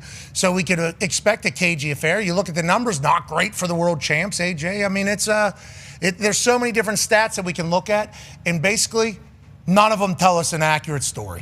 Okay, so it's all on us this week, AJ. It's all on us. You guys got this. You guys can do it. You're as hot as you've ever been, both of you. Yeah, you're right. AJ was what, 11-4, or 11-3. Yeah, 11-3. hey, strength of schedule does come into account when you look at these numbers. I know Conman went over that earlier in the show. Like the Eagles have been, we understand what the standard is with the Eagles coming off a Super Bowl win, but they've been playing some tough teams, man. So I get why these numbers might be down a little bit. Well, so have the Giants, though. It's not the team of the Giants have played are not. I mean, the Saints they just played. So the Saints win. Saints get their first win at home. First win with Spencer Rattler as quarterback. Kelly Moe, way to go. Kelly Moe down there. Obviously, Philadelphia Eagles success down there. So good luck to them. But I don't know. Naturally, just 7.5 doesn't feel like enough for an Eagles team that got embarrassed at home. And the stats say 13-30 or whatever, and it's like that just feels like a Sirianni-led team. This is the week that it doesn't matter who's on that other side. This feels like an Eagles win by a lot. Yes. So now it being the Giants and being a known division rival, does that change things? I guess so. Yeah, I mean, it's just one of those things where you got to talk yourself into the Giants. You know, like it feels like even on Sunday Night Football, Bills-Pats, like that was a different situation, division game, and 8.5 was too much. Whereas on Thursday, Eagles-Giants tonight, it's more so just, hey, this one's obvious. We could overthink it with the division and all the bullshit and stuff like that, but we could also just think of, hey, one team is extremely motivated. Didn't the Eagles just get rid of Victory Monday, and then they lose after getting rid of Victory Monday? Like, is it another thing where they kind of get their hey, we can enjoy the wins because these losses do suck that much? I don't know. Maybe. I also am not really a big believer. Like Connor mentioned it earlier, like, hey, New York needs this with the Yankees last night, but I think not just Yankees. Well, yeah, Yankees, Knicks, Rangers. Yeah, you put all that. Like, I think there is a world in which, like, if the Eagles jump out to like a 10-0, 14-0 lead early, MetLife might turn into a morgue, and it could end up just being like a here we go again. Like, our lives suck. Everything sucks, and we're about to get steamrolled by the Eagles. Isn't there a casino over there? Is there a casino near there? Is that Sportsbook. Sportsbook. And harness racing. Okay, maybe go put some money on the horses. Yeah, I would be shocked if the Giants did turn over 5 straight possessions this game like they did last week. Bruce, you're a Giants fan. What did you see? What have you seen from this Giants team that makes you think, yeah, tonight Giants what the hell is that's that? Going to happen. He's a rookie. Rook fumble. Tony is getting at the positive spin zone. Thank you. Yes, 5 consecutive turnovers. We're running the ball well. Our defense, save a Rashid Shaheed bomb, is generally playing a good bit better. But yeah, obviously, the Eagles in a get-right spot off an embarrassing loss. It could be tough. The latest in sort of the calamity of errors that befall the Giants organization. Obviously, we have Malik Neighbors, torn ACL. He's done for the year. We had the opportunity prior to the Saints game to elevate some practice squad wide receivers. Elected not to. Said, hey, screw it. We don't need wide receivers. We'll go 4 tight ends. We won't bring anybody up. During that game against the Saints, Darius Slayton gets a hammy. Now, all of a sudden, you got Gunnar Olszewski and the Funky Bunch out there. We got no wide receiver 1. We're rolling with Jalen Hyatt, and then the man featured on Good D, kind of giving up on a route. That was Bo Collins, rookie wide receiver, number 81. So we just play a game of whack-a-mole. We got no kicker. Russ stinks. Now we got no wide receivers. It's just, that stuff's brilliant. It's a calamity of errors that befall the New York Giants. Unbelievable. Yeah. So who's your pick, Bruce? I actually do love the Giants. To be completely honest with you, Scadaboo's going to run wild. We'll see if Saquon gets right and gets loose, but I still think it'll be less than Week 7 last year when he had the 175 on us. A calamity of errors that befall the New York Giants. On that note, give me love of the night. You know who I love? AJ Hawk. Who's that? The Indianapolis Colts. Listen to this mic'd up of Shane Steichen on the sideline that the Indianapolis Colts social media department released. All right, we're going to score on this freaking play. We're going to score, dude. Watch this thing. Watch this thing. We're good. This thing's going to be gone. It's a touchdown, yeah. He's going to throw it to Doolin for a touchdown. Watch this. He's going to catch a touchdown here. There it is. Oh, yeah. Hit it. Touchdown. Hit it. Inside. Right there. Touchdown. Woo! Score! Go score! Touchdown. Woo! Oh, yeah! Yeah! Woo!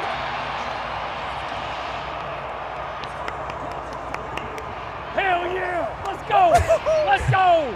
Let's go! every play's a touchdown, AJ. That's the type of offense coordinator, head coach that I like to see. But this team has a fantastic kind of vibe around it. And Shane Steichen, I think, is really coming into his own as being the full head coach of the Indianapolis Colts. He has the opportunity to have a quarterback that knows how to execute his offense. He has leaders both on the defense and the offense now. It feels like he's in a very comfortable state, and he gets to be exactly who he is. And it sounds like he's a guy who thinks every play is going to be a touchdown, AJ. And I love that as a fan.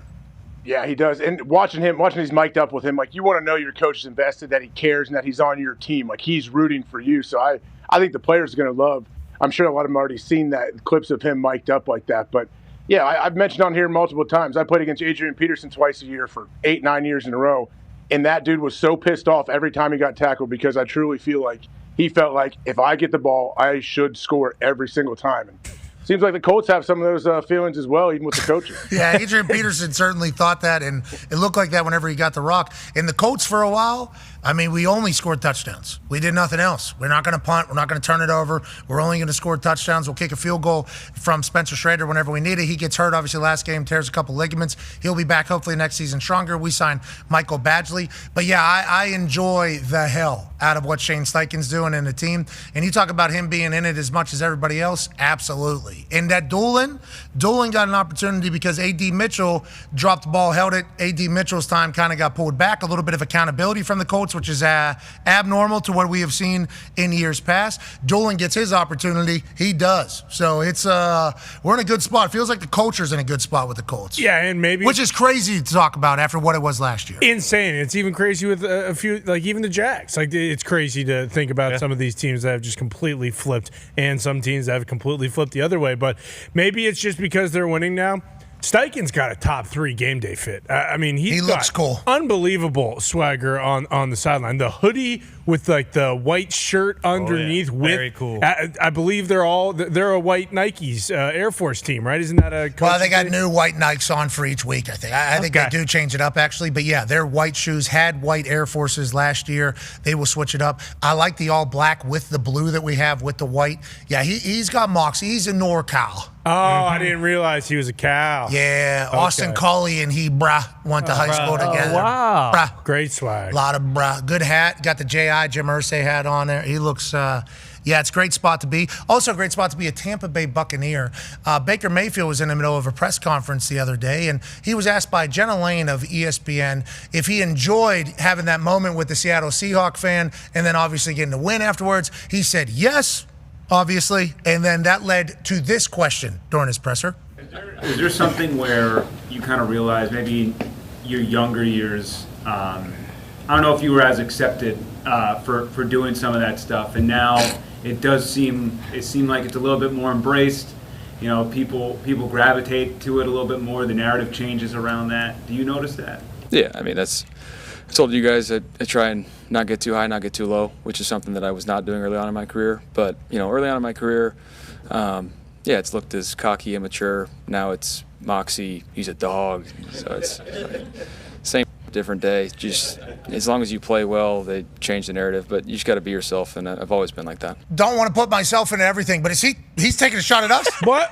Is that a shot at moxie? I use a lot of that. He's a dog. I think we use every other We've given him compliments the whole time, though. We were never killing Bake. We always loved his moxie and his confidence and his charisma. We know that. Okay, I hope so, because he is a very thought-out person whenever he's giving press conference answers. There's a reason why he says things. We've seen him absolutely bury people in his own brilliant way, and it's like whenever he describes, they used to say this, now they say this. We've been a Baker supporter, I think, since the beginning, but on that note, whenever you win, obviously it's viewed differently.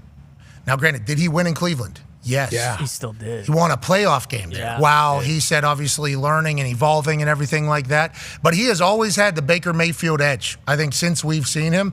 And I think that's his point. It's like I've always been me. I have never not been me. Now, was he a little bit too high, a little bit too low at the beginning, as like most 22, 23-year-olds potentially are as they become men? Yeah, he acknowledged that. But he's always going to be Baker, and I love that. I love that Tampa Bay has said this guy's our franchise. They've paid him like he's the franchise.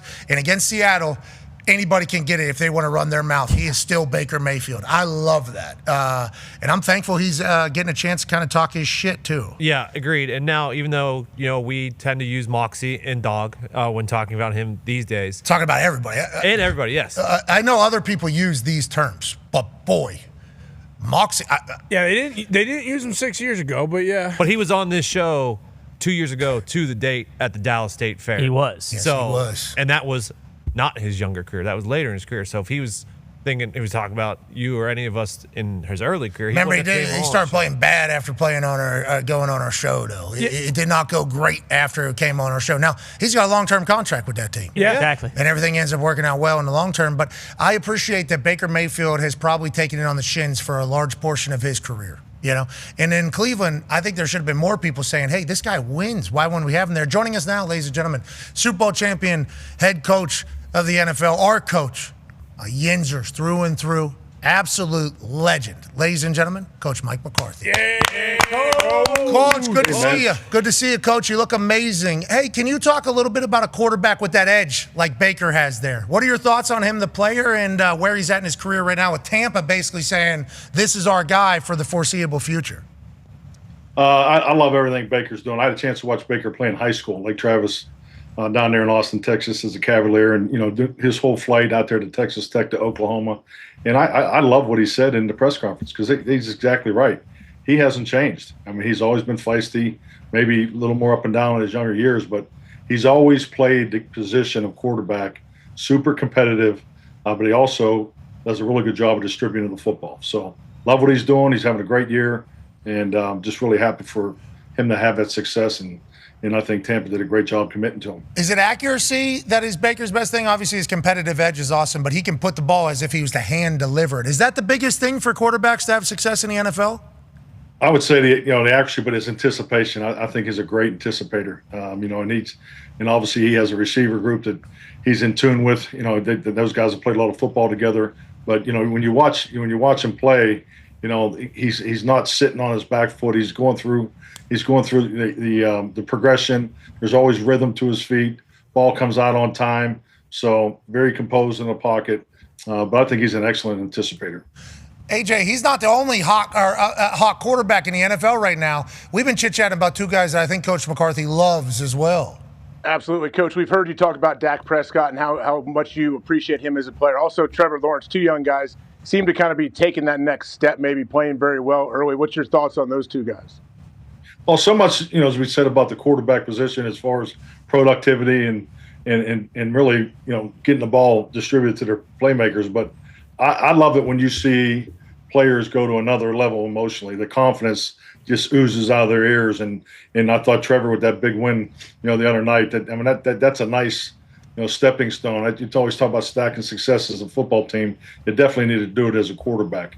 And no different with Dak. I thought Dak has done a great job playing the way he needs to. I thought the time clock, passing game he had against was Green Bay was exactly the way he needed to do, and he did it for four quarters and an overtime. So and I thought he did a great job against the Jets, just getting that ball distributed. But with that, the production, winning obviously brings a lot of confidence. But when your quarterback is that dude, that dog, and you see the body language and how they're winning, I think it lifts everybody up. Yeah, I appreciate the fact that Dak and Trevor, not young at this point, they're kind of middle of their careers. Both of them have been paid. And if their best football is still very much in front of them, which it feels like you think that is the case, right, for Dak and Trevor and Baker? Oh, definitely.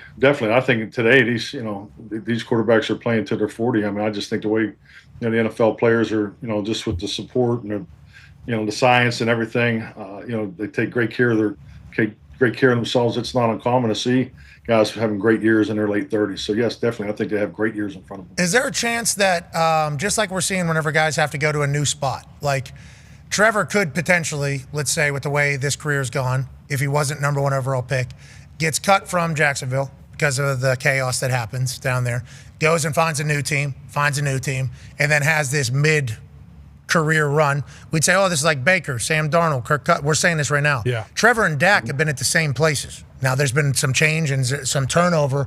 Them still playing their best ball and being the pillars of the team is vital to the success, right? I mean, that is something new coach needs, new organization needs, Coach McCarthy?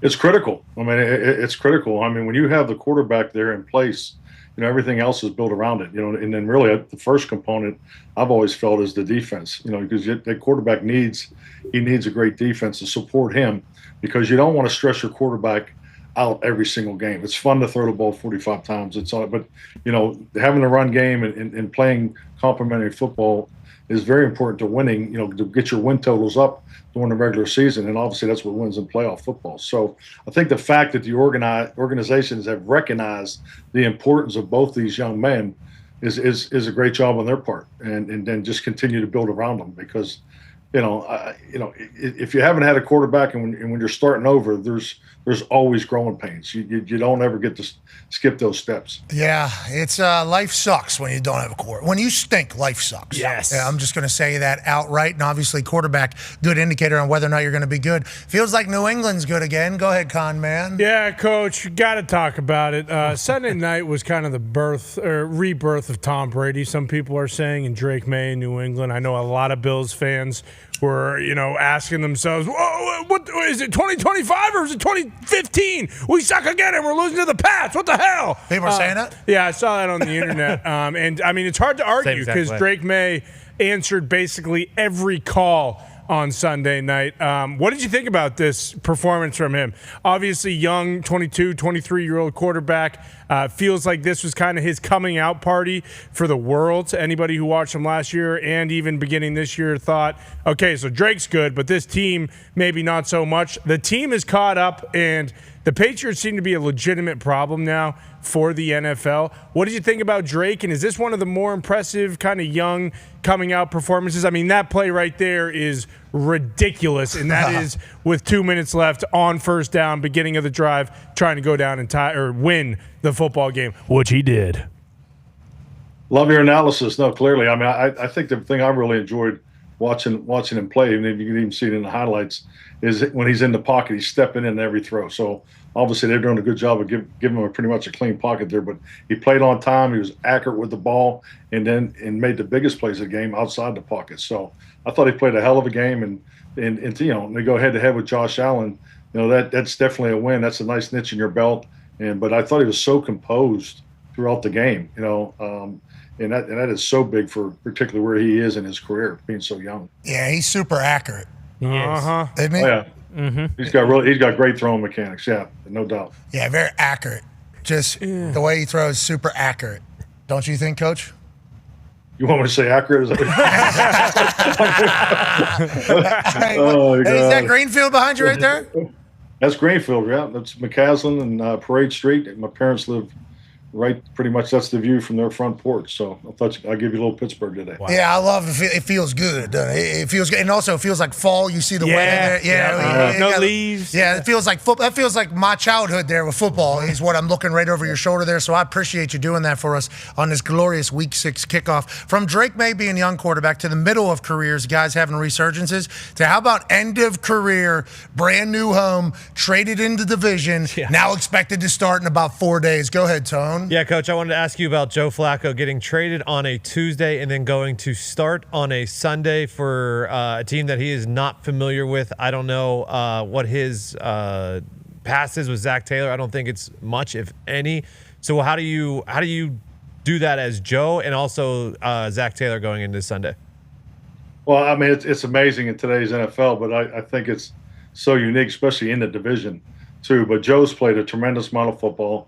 So really the biggest thing for him will be the language and the terminology and the cadence. So, and like I said, he's played a tremendous amount of football. But, what I tend to think when I saw that happen, I don't know, AJ and Ty, you remember this, is, when you play the same team twice in 1 year, that was actually a very bad experience for our team in 2011. We played a quarterback by the name of Kyle Orton that put up some really good numbers. And we played him in the Denver Broncos earlier in the year, and then Kyle was traded to the Chiefs, and we went down to Kansas City, and that was the 15-1 year. Yep. And Kyle beat us. So I'm not saying it's going to happen to the Packers. I think they've definitely learned their lesson, but I just think it's really unique to play the same team in one season. I think that's going to be something to watch. Oh, especially with Joey Flack's brain. Yeah. Joey Flack's back, and it's bad for the pack, I think, is what a lot of people are saying down there in Cincinnati. Chase Brown said Joey Flacco's got like this brain that is just otherworldly. He said he memorized the play call right in front of Zach Taylor first day he got there, puts the uniform on. All of a sudden, he's understanding the offense maybe better than Joe Burrow does at this point. Whoa. Joe Flacco actually saying to Zach Taylor, hold on, brother. I did this 20 years ago. You need to run this, actually, instead of this. Let's go ahead and feast on T. Higgins and Jamar Chase. These are all things that possibly happen, Coach. These are all things that possibly happen. Oh, no, definitely. I mean, he obviously understands the pieces that he has, but he also knows we're, once again, already playing the team. He has that game day experience. He's probably going to have a really good idea where he wants to go with the ball and pre-snap. And, yeah, I think that, that's definitely a game I'm going to be watching. Is that in the jungle? No, that's at Lambeau. Oh, okay. It's a great, it's a great game. Yeah, and those O-line stats. He said that's a game I'm definitely going to be watching. He's going to be there. He's going to be there. I'll have eyes on Joey Flack this weekend. Actually, maybe have a couple cold pops, like his old Greenfield days. Okay. And then we'll go watch Joey Flack turn back the hands of time against Green Bay at Lambeau with Steve Sable lingering over top, telling the story of Joe Flacco, this journeyman who has been to the mountaintop previously and has been worth hundreds of millions of dollars. Going back. Unbelievable. What the hell I say to that? Yeah, well said, Pat. Thank you. Thank you, Coach. I definitely appreciate it. Love the shirt. Hey, I love your shirt. Before we get done here, I want to make sure I comment on it. That's strong. Well, thanks for trying to get out of here. I appreciate that. No. Yeah, You sounds like were- you're trying to get out of here. Yeah, it sounds like you're trying to get out of here, Coach. Yeah, I understand what you're trying to do. Where am I going? Yeah, shit. I'm waiting for that. No, I appreciate that. Yeah, it feels good. The daughter growing, getting older. She's 2 and 3, 4 months, whatever it is. I haven't done the exact math. A lot of chatting, a lot of chirping, a lot of noises, a lot more words coming out, though. We're starting to do that. And she's at the don't go dad stage whenever I got to go to things. It is tough. Damn. This is not good. Okay, I thought this was coming later in life. I thought I had a few years before they cared if I left. Now I'm getting the hug and the grab. You were the little nails in my back of my neck. Oh. All right, let's start ball. Let's get back to ball. AJ has a question about something vastly different than me being a dad to Mackenzie. Go ahead, AJ. Yeah, Coach, I'm not sure if you saw out in Arizona, Coach Gannon got a $100,000 fine, I guess, for making physical contact maybe with a player. I guess, what are your thoughts on that? And also, you could tell us honestly here, how has this ever happened with you? And how, if not, how close were you? Have you ever been to maybe punching, pushing, or maybe getting in a fight with a player on the sidelines? I would say today is definitely different. I think that's just definitely an experience that leaves a dent on both sides of it. And I think because I always go back to when I came in the league in the '90s. We all remember as young coaches when you got your ass ripped by Marty Schottenheimer. I mean, you really weren't initiated into the league until Marty christened you that way. But it's something that probably. It's where it happened, how's it happen, and I just think it's a different day. It's a different day, and I know obviously Jonathan regrets it, but and it's vice versa. I just think when you have situations that cause that there's disrespect on both sides of it, it's definitely a learning experience because you don't want it. I mean, I just always felt as a head coach I didn't like a lot of roles. And as you recall, AJ, my only rule was no disrespect because it covers everything. If we can get to where we need to get to, we can have disagreements, we can raise our voice at one another, but the disrespectful behavior, I just don't think there's any place for it. Well, hopefully they're all able to move on. Coach Gannon said that the team room was dope or lit. I forget which word he used. It was one or the other, talking about the vibes in the building moving forward. Jeez. So hopefully they're all able to do that. And obviously that Arizona Cardinals team, are they ever going to go? Mm-hmm. Are they ever going to go? We shall see. Before you go, like you're trying to get out of here, geez, let's talk about tonight's game. Yeah. Put me on another segment. All right, we'll lock it in. Okay. All right, let's lock it in. You have the 5? Oh yes, let's actually do a segment. Let's do a segment with you. Hey, Coach. Earlier today, we called you. Yeah. Oh, I remember. Yeah, that's what. I'm helping you out here. I'm being a good teammate. Well, I wanted to send you on your way. I thought you were leaving, but you are producing. This is good leadership out of you. Earlier today, AJ, we called Coach McCarthy, And on the spot, because the conversation we were having in the Thunderdome, we're like, hey, who are the top 5 quarterbacks from the 2025 season? We said to him. And he goes, he starts thinking he has to look. I think he was dropping off his kid at school, right? Is that not what you were doing? Correct. And I, pulled over legally and returned your text. Yes, you did. Yes, you did. We appreciate that. Yeah, thank you doing that. But he said, well, off the top of my head here, because he didn't get the so we would like to preface this, that we asked Coach McCarthy for his top 5 of the first 5 of the 2025 NFL season, and he was not given any thought or checking of anything. Sure, this is literally fastball. This is immediately upon being asked. Number 5, who did you have, Coach McCarthy? Daniel Jones. Yes, you did. I like that. How come? What do you think? Well, when Connor asked the question, where my mind goes in quarterback play is completion percentage. That's where who's dealing the football, who's getting the ball to the playmakers. Completions and rushes, staying on time, and and obviously who's winning, who's affecting winning. And so, Daniel is definitely off to a great start. His numbers speak for themselves. I'm not sure exactly what they are, but I know he has great numbers, situational numbers. You see that in his red zone production, throwing touchdowns and so forth. But I think he's doing a hell of a job getting the ball distributed because, the old 70% completion percentage is something that I've always, that's what I grew up on. You go back to the early, can I pontificate here or do we got to get through these? No, take your time, brother. Pontificate. Yeah, but when I got in the league in the 90s, Paul Hackett was my mentor.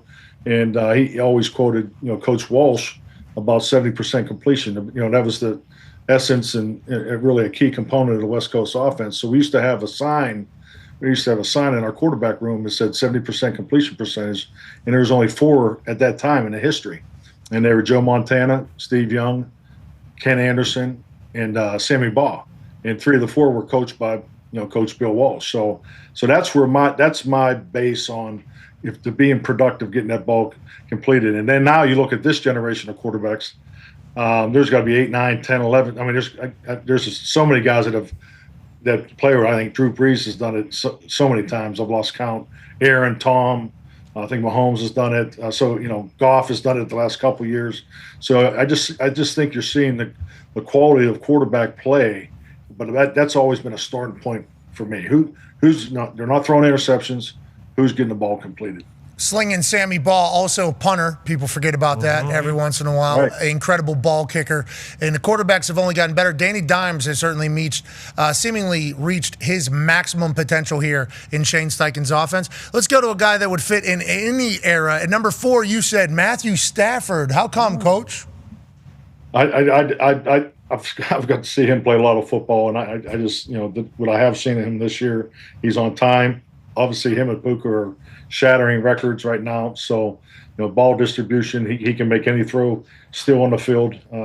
Great anticipator, phenomenal confidence on the inside throws. I've always loved that about Matthew. But I think he's playing at the Pro Bowl Hall of Fame level that he's played on his whole career. Devontae over there, obviously McVay doing his thing. Puka is on pace to break some records. That's a special team out there, especially with their young defense clicking in all cylinders so quickly. They obviously put the Philadelphia Eagles deep into the 12th round in that last year's playoff game. They were the only ones that came close once the Eagles started kind of pummeling teams. Seems like McVay's only going to have good squads. All right, let's go to the top 3 QBs of the first 5 weeks of the 2025 season. Dak Prescott. Okay. Oh, Homer. Go ahead, Coach. Oh, Homer, absolutely. He's playing his ass off. I don't know what his completion percentage is, but I know it's going to be well over 70%. I just love the way he's distributing the football. 71.3. 71.3. Thank you. He's and I like the maturity of the perimeter group, and you got an offensive line that's got a lot of depth there. So exciting on offense, and I just think he's managing that thing exactly the way it needs to be managed. There is 10 guys above 70% completion percentage right now. Hembo just sent a text in letting us know that Dak is certainly one of them, 71.3%. Yeah, so it's 10-1, including Tyrod Taylor. He's played 2 games. Tyrod, Josh Allen, Tua, C.J. Stroud, Dak, Dan Jones, Lamar, Sam Darnold, Drake May, Jared Goff are the 10-1. So Dak Prescott, 71.3%, operating incredibly in Schottenheimer's first year as the head coach over there. Dallas Cowboys could go on a run. Dak playing special ball down there. That's number 3. Who are the top 5? First 5 QBs. Baker, hey, there he is. Yeah. Hey, this guy's a dog. Great This dude's got moxie. Yeah. What do you think about him, Coach McCarthy? Well, he's got a completion percentage too, I'm sure. No, he's definitely playing out. What I love about Baker, and that's what's really why he's where he is what is it? 4 of the 5 games have come down to the end. So he's playing great football at the most important time. When you look at over the course of a regular season, half your games will come down to a 2-minute drill. And he's already got, 4 under his belt already. So I just think he's playing top-notch football right now. We love Baker, especially 4 games, 4 comeback wins in their first 5 games. And then they have 2 last play wins. So that means you're talking about a team, a belief, a culture that he is leading. And to go into Seattle, that's a long flight, and get a big-time win. After shit-talking with that fan before entering the field, that's what we love about him, AJ. That is the little things that we love about Baker Mayfield. He's the man. Coach, I understand you like Baker and everything. Did you ever see this success, like him making this step, especially the weird route that he has traveled to get to Tampa and where he is? I actually I think when you get to the end of these journeys, those experiences are probably a big part of why he's having the success he's having, because it's really been going on his whole life. He went to Texas Tech as a walk-on, I think. I mean, and then had to leave Tech to go to Oklahoma. So I mean, this guy has. You talk about resilience. I mean, he could write the book on it. So I think it's just part of his journey. I think there's no surprise why he continues to get better. Currently has 10 touchdowns, 1 interception. He's 4th in yards in the NFL. And obviously, we're watching the Tampa Bay Buccaneers in incredible jerseys play electrifying football games. And the number 1 quarterback in the NFL this season through the first 5, the reigning MVP, the odds-on favorite to be the MVP, Josh Allen. What have you seen in the first 5 weeks of Josh that puts you number 1 here, Coach? I just love the way he attacks the position. He can makes all the throws in the pocket, out of the pocket. I mean, his patience and confidence in play extension is as good as you can be. I mean, how many times you see him just, get to the sideline, gain another 2 seconds, 3 seconds. There's never a play that can't be made, when Josh has the ball. I just think he's.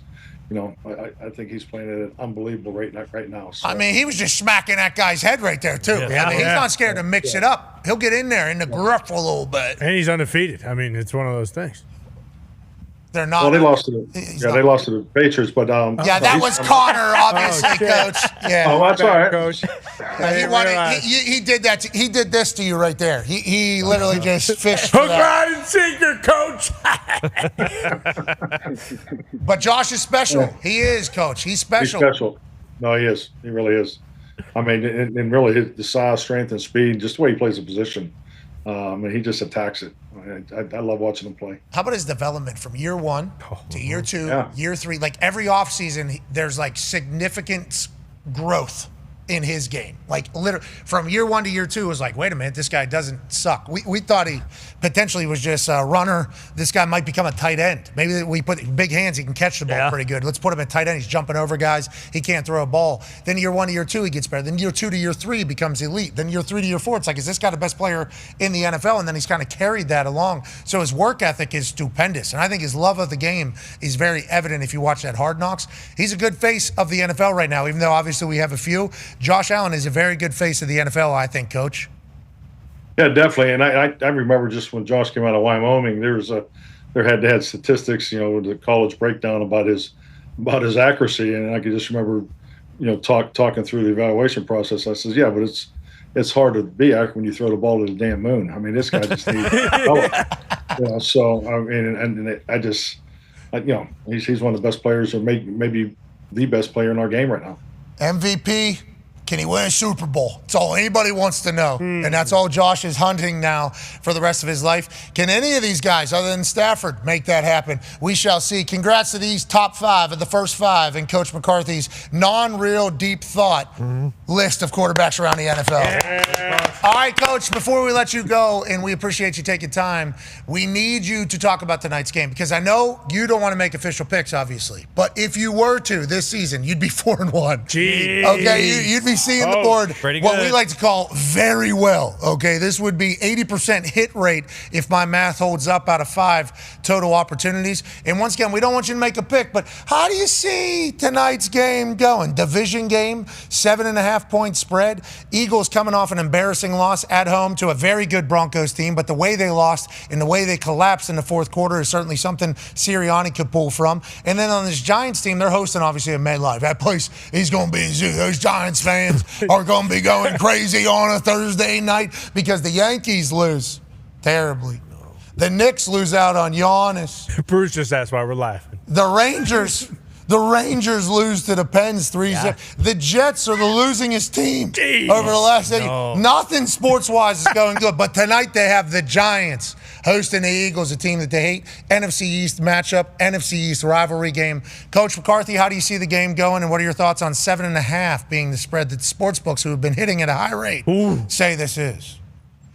It's a lot of points. I think the first off, as we always talk about, is a division game. And, when you look at the numbers, I mean, Philadelphia knows how to win, and that's what they're getting done. But they're, obviously, there's some, when you look at the numbers, it's, who they are on offense right now, as far as getting the ball distributed. I think the key for them is really they got to get the ball to their key guys tonight. But I think there's going to be, some big matchups that I'm going to be watching. I'm going to watch that D line of New York, versus the offensive line of Philadelphia, because I think New York, just the way, the pressure that they're getting after. We saw Denver do some of that against Philadelphia there in the second half. So I think there's going to be some really interesting matchups, really some scheme challenges that see how they affect. But it's a division game. It's going to come down to who really takes care of the football.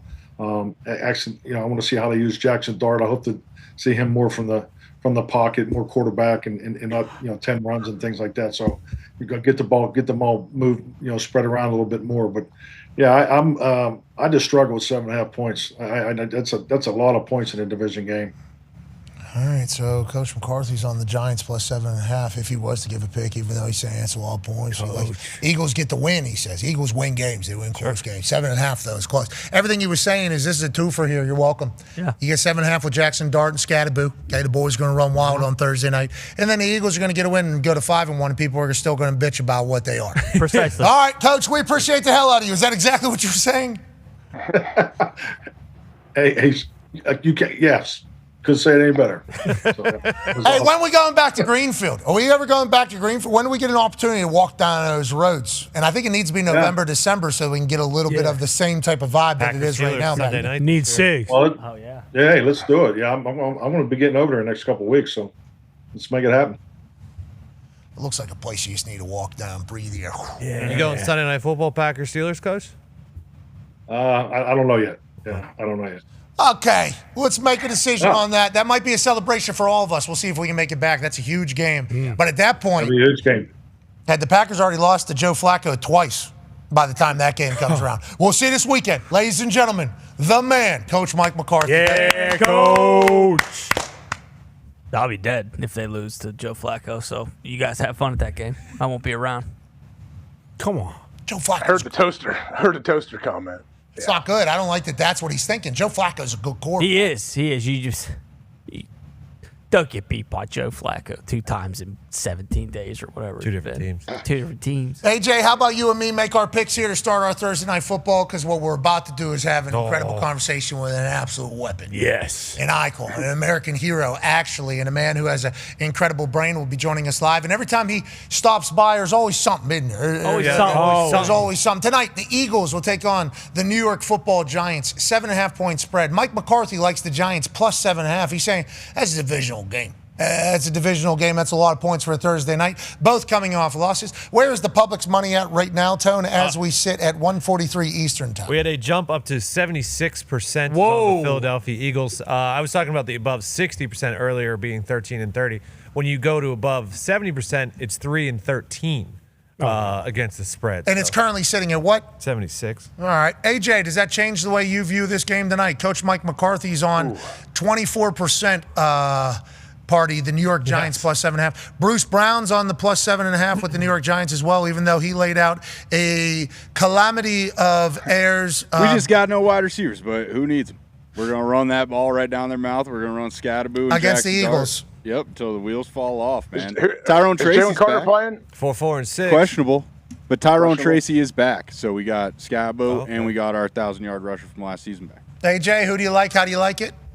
All right. I don't like to be swayed by the public, but Bruce does sway me a bit when he talks about his Giants in such glowing fashion. But give me the Giants plus 7.5 here tonight. I'll take the Eagles minus 7.5 on Thursday. You can get a 7. I got minus 7. Okay, and now I'm 3 and what? The 70%? 3-13. Okay. Tonight's the night. This is always when it turns around when it comes to the you always get the weekend. You talked about it earlier. Could be this one. Where all those public bets do hit. Yeah, and there's a chance also that we just continue. No. No. For AJ, I guess it would be good if that was to happen. Congrats to you taking the Giants tonight. Legit. Yes, congrats to me. I've gone back and forth over the course of the last hour for sure. I've wanted to take the Giants plus 7.5 numerous times. I've done it in the past, actually. And I think I'm going to stop doing that. I'm going to wake up tomorrow and say I took the world champs. Yeah. That's what I did. 7.5, 10.5, 20.5, who cares? I'm taking the world champs. They got a lot to prove after embarrassing themselves. 2-hour conversation, Jalen, Saquon, and AJ. Yeah. That's maybe team chemistry building. Yeah. You know, maybe they're back to who we thought they were. Or they absolutely hate each other. No, 2 hours, scheduled? joyful. Huh? Wait, was it like scheduled or did it happen organically? Like they all kind of, like if they had to make it to 4 p.m. in this room, sit down, 4 to 6 p.m. Like I hope it wasn't that way. Just as somebody that maybe has a little bit of a busy schedule, I'm okay with scheduling time to chat with people. You I know? actually reached out to see what they did for those 2 hours. Yeah. Good news. They watched Remember the Titans.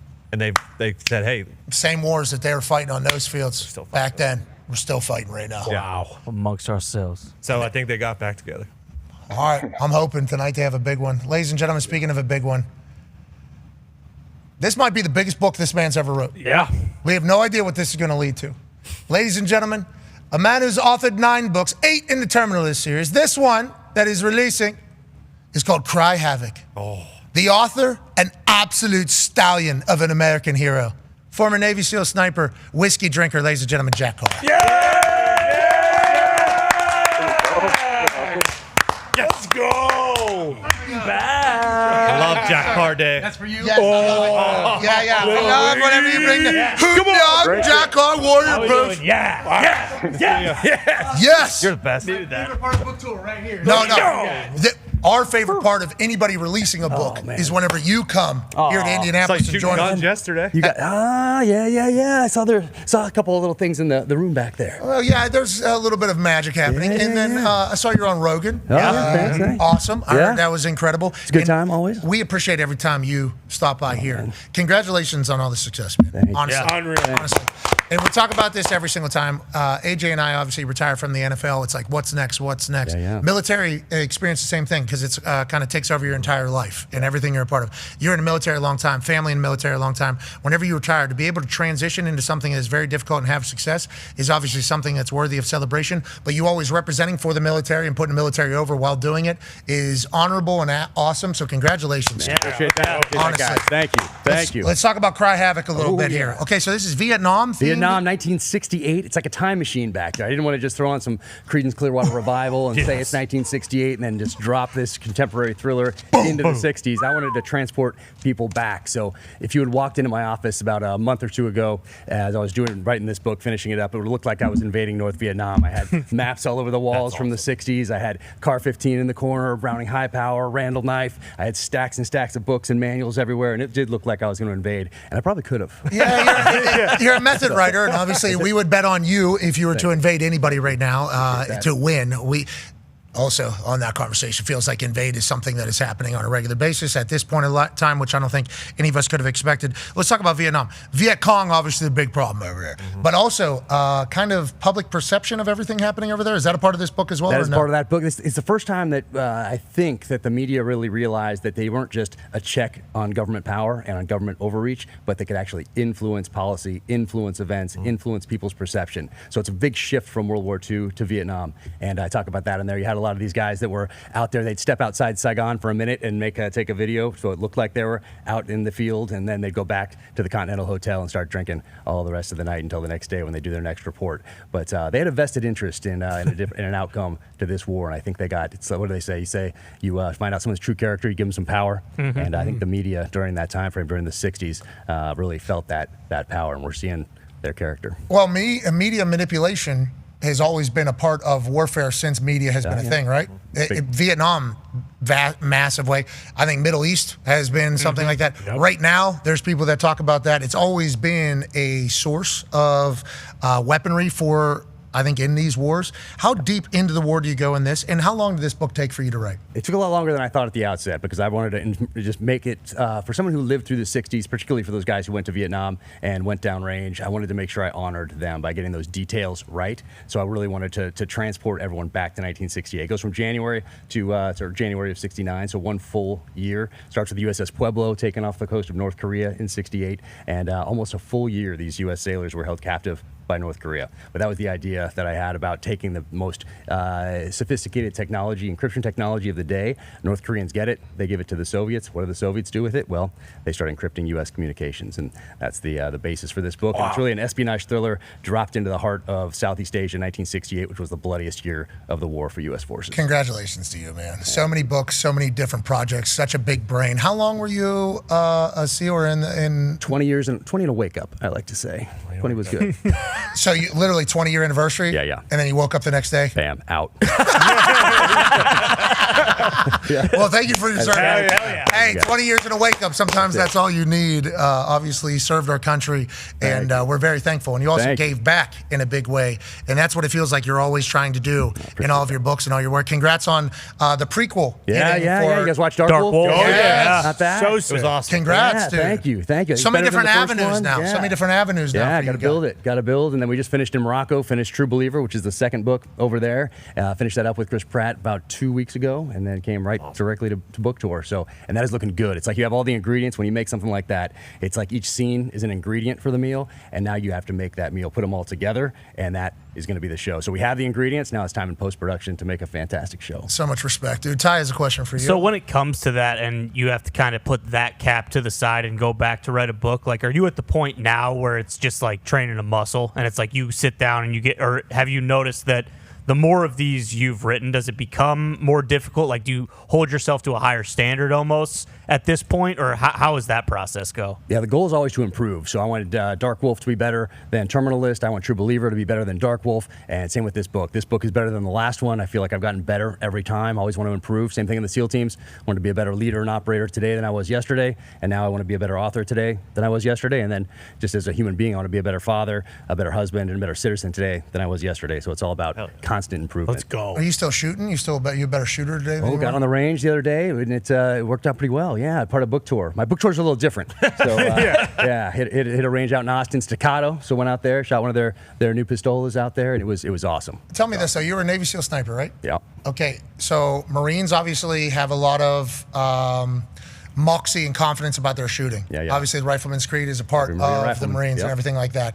And Full Metal Jacket actually talk about all the snipers that have been in there. Navy SEAL snipers, obviously, very high level. How many groups of snipers are there that are, do you guys talk to each other too? Like, hey, we see through a scope better than any other human that's picked up. Like, who are like the groups of snipers that really amongst you guys? Every different unit has its own sniper school. So the Marines have theirs, Navy has theirs, Army has multiple. And then we send guys resources to those other schools as well, so we can cross-train and we can disseminate that information and make everybody better, not just us. Don't want to keep it just pigeonholed or in our own little silo. So we want to make sure that everybody is benefiting from our lessons, and that really came out of we were doing a little bit before the global war on terror, but after that, it became readily apparent about how important that was, because now guys are going downrange, and it can be the difference between life and death. Okay, so I don't want to bring up negative stuff, okay?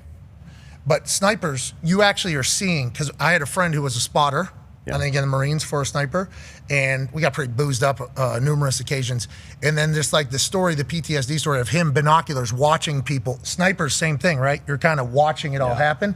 That's a different level, I think, of warfare that you guys are in. And obviously the patience and the can't move and the targets are taken out, or the people that you're protecting. But you're seeing, you guys are literally seeing it all. That's a whole different animal. Yeah, you're seeing it, and then you're having to make that decision. So policy decisions that are made up at the executive level with the president, and it goes all its way down through the admirals, through the generals, through every level of command, and the last decision maker in that chain of command is that person. It could be 18-year-old kid with a rifle at a checkpoint, could be a sniper in an Overwatch position, but that is the last decision maker in a chain that starts with the president. So as a sniper, you're making those decisions just like anybody holding a rifle out there downrange. That chain of command can't be fat anymore. No way. That's right. No, it cannot. They're doing like, you need to get back on the push-ups, need to get back on the sit-ups. They look a little nervous out there in that little meeting that they all had back in Quantico, some of those guys. But it's interesting. I call, in this book, actually, I have a conversation between two guys, and they talk about the Department of War versus the Department of Defense. And so this was written months and months ago. But I talked about that also after the withdrawal from Afghanistan.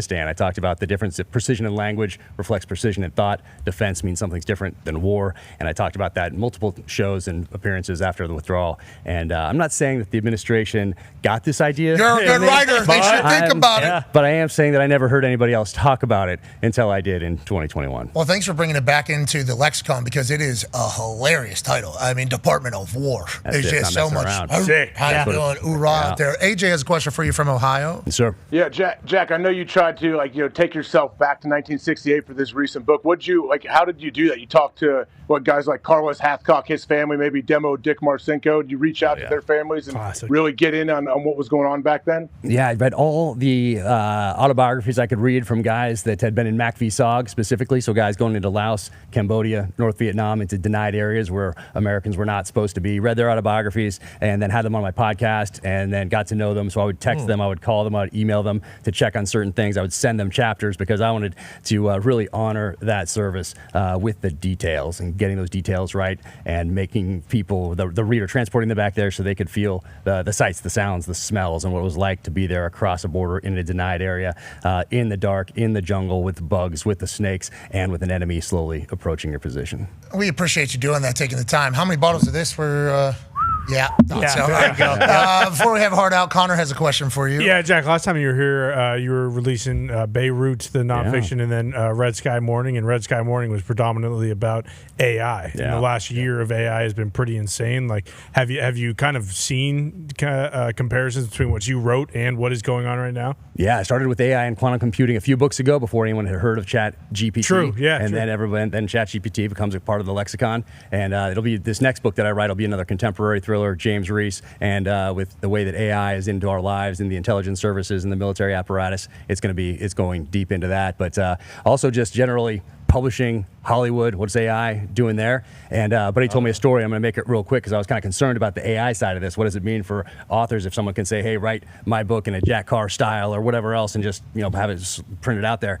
And it's Waylon Jennings sitting down with a Waylon Jennings cover band guy back in the 80s, and the Waylon Jennings cover band guy is telling Waylon Jennings how amazing he is and how much he appreciates it. And Waylon Jennings says, yeah, man, there's just one problem with what you're doing. And the guy's like, well, what is that? And he says, you're always one album behind. So I'm like, I'm going to think of it like that. Yeah, because it's chasing you, brother. If they're trying to be you, they're chasing you. And obviously, imitation is the greatest form of flattery. Everybody's going to want to be Jack Carr whenever they grow older. You're a badass, an American hero. And your new book, Cry Havoc, is available now everywhere books are sold. We'll be back tomorrow reacting to tonight's Thursday night football game. Yeah, that's a fucking... I hit that. Yeah, Jack, you see that? Bam. Jack, I'm fucking on the zero with the book. Yeah. Boom. With the fucking book. Hey, you make me better. You talk about being a better leader and everything. We're still live. We're still live. You know that. We're still live. You talk about being a better leader and everything like that. You walk in this building and I just boom, bang, pow, Boom. That was, you make us better, Jack. Oh, man, you guys fire everybody up, not just me. You guys don't know the influence you're having. It is awesome. It fires me up. Well, we fire people up in positive and negative. Yeah. There's a lot of fires. It's all about fires. Yeah, we like to bring the fire. Yeah, bring the juice. Tone has a question for you, Jack. Yeah, Jack. In Dark Wolf, there is a scene where Reese, Chris Pratt, and they're sitting around a fire, and he gives his father's, I believe, compass or watch. Waltham compass from Vietnam. He either gives it to Rafe or Ben. Okay, so he gives it to Rafe. So now when I was looking at the book or whatever, that ties back to that's Reese's dad. So when you were filming that, did you know that was in the book, or when you were writing the book, did you know that was going to be in the TV series, and how much does that all tie together? Yeah, there's a lot of overlap these days. So that part of the book was written well before that scene. Gotcha. And so just any little touch point we can put in there, little Easter eggs we can put in there, anything we can, little foreshadowing, little things that we can hope to explore more in the future, that's all woven in there. Oh, yeah. If you got to the last episode, Beirut's woven in there, 1983, that's in there, so it hits the nonfiction as well. So, man, making that show was amazing, and all those guys just brought it. How tall is the actor for Rafe? What's his name? He's like Tom 6'5". He is so tall. Enormous. And my wife was really excited about that show because she loves Texas Forever, Taylor Kitsch, Friday Night Lights, and so she's watching that show, really excited. We got to know Taylor. Taylor's amazing, become a great friend. And then Tom Hopper gets out of that pool in episode 2, and I don't know why my wife's favorite episode is now episode 2. Yeah, he wants to be on a set. Yeah, we got any more pool scenes? I understand. Hey, that's the movie world as a whole. There's a lot of glitz, a lot of glamour, a lot of moments where you can kind of get lost in the sauce. Now that you're so famous, you are. Now that you're so famous, so successful, everybody wants to be a part of your shit. Do you feel like a pressure to still represent for the military? Like, how do you kind of, I know you're probably just going to say, well, I just got to be me or whatever. There's a lot of distractions, I assume, for you now. There's a lot of people that want to bite of the Jack Carr app for good fucking reason, by the way. But how do you ground yourself in all of it? Do you have like a morning routine or anything that you? No, it's get shot out of a cannon, 3 kids, dog, wife, chaos. That's the morning routine. Everybody expects to say that you wake up at 3 a.m. and you're all disciplined and all this stuff. It's just it's just chaos. But no, it's more. I'm just focused on the story, just being the best author that I can possibly be. And there are more distractions these days. There are definitely more asks coming in, as you guys, I am sure, know. Which is good. Which is great. We want those to continue. What's your hope? Problem to have. We want those to continue. That is true. So it's go, but it's about improving as an author, improving in this profession, and always honoring the story. And if I honor the story and not worry about any of this other outside stuff, meaning, am I going to upset somebody if I say this, or is someone not going to buy the book now, or do people like shorter chapters or whatever else, or I need to grab a headline? I think of none of that. It is all about the story. And if I do that, if I focus on the story, then I'm honoring that reader and that listener who's spending time with me, then they're never going to get back. So it's solely focused on making the best story that I possibly can. That's the process, right? That's trusting the process. That's obviously a big football thing. It's a big sports thing, massive military mindset as well, right? You do the work here, and then it will show up whenever we go later, especially special forces. Oh, absolutely. I mean, you put in that time, put in that mat time, put in that time on the mat. It's the same thing. So all the books up to this point, that's mat time. Next one, same thing. I'm improving. I'm getting better. But it's about being as prepared as you possibly can be for when that call comes and you go to war. So the job in the military isn't to go to war, it's to be prepared to go to war. And I always kept that at the forefront of my mind. I focused on the guys, too, focusing on that team.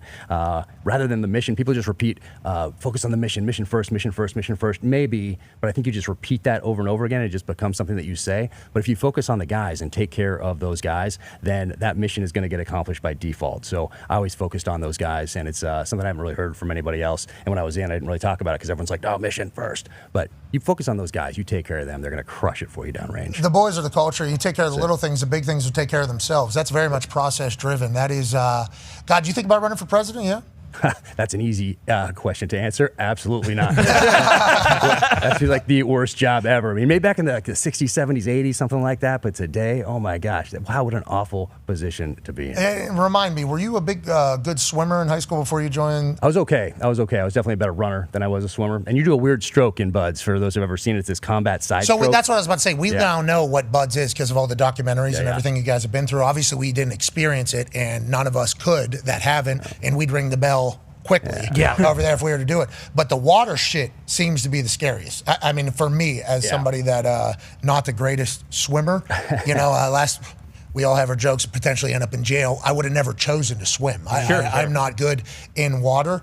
But that feels like the scariest part of Buds for you whenever you're... I don't know if it was the scariest part for me. I was very comfortable in the water. But if you could be the greatest guy, you could have that mindset, the mental fortitude we're looking for, that mental courage, that physical courage, all those things we're looking for, the team ability, make it all the way through Hell Week, get to the second phase, which is dive phase. And that's where we want to really see if you're comfortable in the water, get to pool comp, and then you have to say goodbye to some really good guys because they're just not comfortable. That eliminates. Yeah. It's crazy. I assume that is a great eliminator there. Yep. Okay, we're going to flip you upside down in this pool. You're not going to be able to get out, and you're going to be blindfolded. You do that, smash them up against the bottom of the pool, hit them in the ribs a couple times. They exhale some air, pull the regulator out of their mouth, and it's the old school one that comes around like this. You can tie it in a knot, and then see how you take a breath. You just calm yourself and go through the procedures to get going again, and then you get hit again. It's about 15 minutes worth of that on the bottom of the pool until the instructors are like, this guy's comfortable, bring in the next one. That is literally let's see if this guy's got the cut of the jib or not. And that's not Hell Week. Yeah, that's after Hell Week. Yeah, it made it through Hell Week. We got a lot of respect for you guys. Now, bottom of this pool. We're going to beat the shit out of you down there. Boom, punch him in the ribs a couple times. Let's make sure we get that air out of you, man. Yeah, we want you to feel like you are drowning. You are drowning, by the way. Yep. We see if you can make I love that part because that's the only time in Buds it's like you against the instructor. The rest of the time, you're just getting yelled at, and you're doing push-ups and sit-ups, and being told you're the worst recruit ever, like that sort of a thing. But pool comp, it's like, okay, now it's you and me. Same thing with a thing called life-saving. They have the instructors out in the pool, and they're each doing something different. Like one's being aggressive and fighting you, another one's just dead weight, and they're different body shapes and all that stuff. You got to swim out and bring them back. But that's also another time where you get to put your hands on an instructor, and it's like, all right, let's go. So those are very few and far between those times when you get to do something like that in Buds, and I love those ones. I don't know if you know this. I played a drill instructor in a movie. Did you hear about I heard about, it's a Mosquito Bowl, right? Yeah. Oh, Pete Berg is doing that. I love Pete. He's awesome. Yeah. He came up to the house, played ping pong with my youngest. He's great. What a legend. Yeah, Pete he's Berg fantastic. Is. Obviously an incredible storyteller. He loves the military. Obviously does a lot of war movies. Getting a chance to be the drill instructor. I went down to Paris Island. I got a chance to watch him for a few days. Nice. What a wild life. I mean, we're talking about 3 hours of sleep, and also we are the example of what the greatest could look like, and we're on ass all day, every day. Incredible talkers as well. I mean, the way you got to put words together to tell people they're the fucking worst, but also we need them is, it was quite an honor, man. It was, I know, obviously, Marines is under the Navy and everything like that. You guys have a relationship, and I've never been out to Buds and what you guys do in San Diego and wherever else that happens at. But going through Paris Island, just the amount of respect, just the level of just respect, obviously, is heightened even more so once you see it in person. Oh, it's amazing. Pete sent me some pictures from set, and it looks awesome, that movie. But there's something in us, I think, between, let's say, age like 10 and 18, somewhere in there, because we used to have to prove ourselves to the community, to the tribe, to your family, to show that you could provide value, and otherwise your tribe, your community wasn't going to last much longer, and that's still in us. And Marine Boot Camp in particular is something that draws young men to both test themselves and to prove that they can add value to this country, and that's one that I think high school in particular these days, that is the calling. Marine Boot Camp, like, okay, Paris Island, I am going. And there's such history right there. But there's a calling, I think, inside all of us to test ourselves somehow. And Marine Corps Boot Camp is really the... Hell yeah. It's a crucible. Hoorah, brother. The crucible is the end of that thing. And that's actually the final test that they have to go through. It's like a 3-day process where obviously they're not sleeping. You got to get through the entire thing. And it's... it was an honor to be down there and see. And then obviously the Yellow Footsteps and the history and Mike and... It was really cool. It was an honor to be a part of your guys' world for a tiny little portion. And I'll be excited to see your thoughts on me as that. I think I did pretty. I saw the pictures. It looks good. It looks legit. Brother, I shaved my face now because started new trade. I started shaving my face. They shaved it on set there. First time like in my life that. I mean, I guess it's like the third time that I've shaved my face. Yeah, you're going to do a good... One time was for a Vince McMahon. Yep. I was going to be Vince McMahon on WWE on a throwback. Nice. Okay, they were having this entire thing. I get there. It was during COVID. I get down there, and they're like, hey, we're doing a throwback night. Everybody's going to act like somebody. We wonder if you would be Vince McMahon. Vince McMahon is there. Okay, I'm like, absolutely, holy hell! I'm just gonna yell the entire night at people and just, I'm gonna be Mr. McMahon the entire time. So they shaved my face, the whole thing. Michael Cole is looking like an asshole, dressed like himself from back in the day. Then we shoot something. The baby blue tux. Then obviously, the baby blue tux, the whole thing, and they just hour before show starts. Nope, we're not doing it. Everything's canned. It's like, I shaved my face. I shaved my face for this. 10 years. Yeah, it's good. Yeah, so then I grow my hair back immediately after that because my face is obviously not one that should be like that. And when I'm Irish, when I get fat, it all comes right here. So I put the beard on there. Cover it up. So doing this thing, I shave my face. I try to do it. I make my bed in the morning. Hey, Nice. I'm waking up early. Nice. I'm a 5 a.m.er now. I mean, it is. Nice. It has changed my. No kidding. Yeah, it's changed my entire life. Just witnessing the greatness that you guys have in the military. It has changed me completely. Yeah, I'm trying my best. Some of that stuff didn't take with me, like the making of the bed and the getting up early part. Like those things didn't take. I feel that's my act of rebellion, though. A little bit of act of rebellion is by not letting some of the things. And on my note, I wasn't yelled at to do it. When I was I thought it was going to help you. Yeah, when I played soccer, they would make us run as a penalty. So as an older lad now, you won't see me running. It's like, nope. Not doing that. Every time I was told to run, it was a bad time. So I think mentally that kind of affected us that played football, soccer, I think plenty of other sports. So making the bed, 18-year-old, 19-year-old, this shit needs to be tight. I can see how you as an adult go, I'm never doing that. Exactly, never doing that. AJ has the last question for you from Ohio, Jack. Yeah, Jack, honestly, I know we always ask you this, but what does the future look like? Are you going to stay in this realm of you think about branching out possibly, writing like a rom-com possibly, something that maybe like my mom used to always read those books with the weird covers when I was growing up, like a novel where, it's like a romantic situation. Novella. Those sell really well. So maybe I consider it for half a second. But no, I think I'm going to stay with what I'm doing right now. I very deliberately in the early novels introduce characters that I would find interesting, that I think readers would find interesting, and that would be able to write books on their own. And so this is the first one, Cry Havoc, the dad, but also the grandfather, World War II, post-World War II, the Hastings family in Rhodesia, to 3 generations there to explore. So I have all that. And then I have some other projects here outside the Terminalist universe out there, a couple in Hollywood, a couple in publishing, and the next nonfiction, I go right from book tour into some research for that, and that one will get announced here in the next few months. But always working, always expanding. I always want to expand that readership because really today readers have dropped off, and it's not making anybody better when they're sitting on their phone instead of opening a book. And really today an act of rebellion, like we talked about being a rebel, is reading. To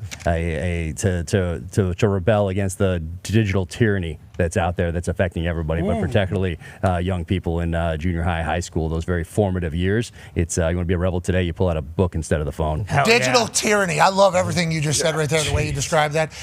Before we let you go, Jack, we would like you to pick tonight's game. Okay. Giants are hosting the Eagles. The Eagles, just lost their first game of the season against the Denver Broncos. They lost the fourth quarter of that game, 18-zip, kind of just gave the game away. Not normal for them. They're currently the Super Bowl champs. So there's a chance that with 4-day break, they could come back and really just want to beat that ass. This would be a good team to potentially beat that ass of. They're 1-4. Okay, they just lost to the Saints. Quarterback for the Saints, Spencer Rattler, he has started 11 games. His only win was against the Giants on Sunday. So both teams kind of have a little bit of want to get a bad taste out of their mouth. 7.5 points the Eagles are favored by. So that means at the beginning of this game, it is -7.5 to 0. The Giants are in the lead. I don't know how much you know about sports gambling. Who do you think wins and who do you think covers? I'm going to go with the Giants here because they're I like the underdog story. So even if it's by a degree, I'm going to go for them. Do you know the quarterback at all? I do not. You would love the quarterback. And then the running back, Scadaboo, you would love the running back. We got a lot of moxie at quarterback and running back, tough guys. Nice. I like it then. Running back, kind of undersized. Head, though, the size of very big guy. And he will run through somebody's face, the running back. He's a rookie. Yeah, he's great. I love it. I remember back in the day, just playing football in the mud and Marcus Allen going over the top when we were little kids, doing that. The smaller guy, always practicing that, going over the top. Okay, so maybe Scadaboo flies around the night for Jack Gard. Goal line. Okay, so you have the New York Giants plus 7.5. Let's do it. AJ Hawk has the New York Giants plus 7.5. And then I have the Eagles at -7 because there is a little better line somewhere else for me on the other side. I think Nick Sirianni is a good leader. I think he has a great team. I think they got embarrassed. I think they're going to improve it. And on that note, the complete opposite could happen too. With the era at the Giants. That's why football is greatest. And so is Cry Havoc, the latest from the legend that is Jack Carr. Now, not only is he a New York Times bestseller, but he's also a series creator that is award-winning. Not just one of them, multiple. And then movies are going to follow suit. And whenever this guy dabbles in nonfiction, go ahead and take a seat and learn something you need to know. This Jack Carr brain is a special one, and it's on display in the Vietnam version in Cry Havoc. Available now. Man, that was good. Well done. I feel like I really fucking hit that one. You did. I feel like you really knocked that out of the park. That's probably the best line you said today. Okay. I've said a lot of lines today. That's amazing. But it felt Thank good, you. you know, because we do move some books here. Oh, yeah. You guys are awesome. We had a book club here for multiple years. It was, if you go just strictly off of people that purchase shirts, the Aaron Rodgers Book Club, I think we're the second largest book club in America. Obviously, Oprah had hers. We had multiple, I think we had like 4,000 or 5,000 people a part of our book club. So a lot of people assume because we are, I'll speak for myself, a bit of a dipshit, that we would not have a lot of book readers that watch. But I think we do, and I think this one is going to be one that our people are going to love. Have you seen how cool the back looks? Thank you. Oh, hey. Oh, look at that. shit. Oh, yeah. Fuck. Look at that. Look at the stage. Oh, Is that Ray? Is that Brad Coop? No, that's not Bradley Cooper. You might recognize him from episode 4 in the tunnel sequence. I got stitched up the side in this one and go down. I got a little stuntman pay, which is pretty cool. Oh, you did? I did not even. bad. Yeah, Didn't you get shot in the head in the first one? Shot in the first one, got a little shootout with Chris Pratt. But Yeah. exactly. This time I got out of a car. So first time I don't get out of the car, had that shootout with Chris Pratt. But I had to tell him ahead of time. I said if this was going to go down in real life, it would end up a little different. I'm going to make sure we're clear about that. Just so we understand, this is acting. Exactly. Real life, I take that thing. You got 2 in your forehead before you even get to me. Yeah, we filmed the one for True Believer, too, for the next one. That one's probably my best death sequence yet. Okay. It should come out next summer. Yeah. I don't love seeing you die all the time, no, but I do appreciate it means you're celebrating another successful story being told. Thank you. Congrats to you. Thank you for stopping by. Tonight's a big one, AJ. Hopefully you, Jack, and the Giants fans have something to celebrate. And that's just keeping it within 7.5. That's right. We don't even need to win. Let's just keep this thing close against the Eagles, and maybe we'll have some hope. Is that accurate, Bruce?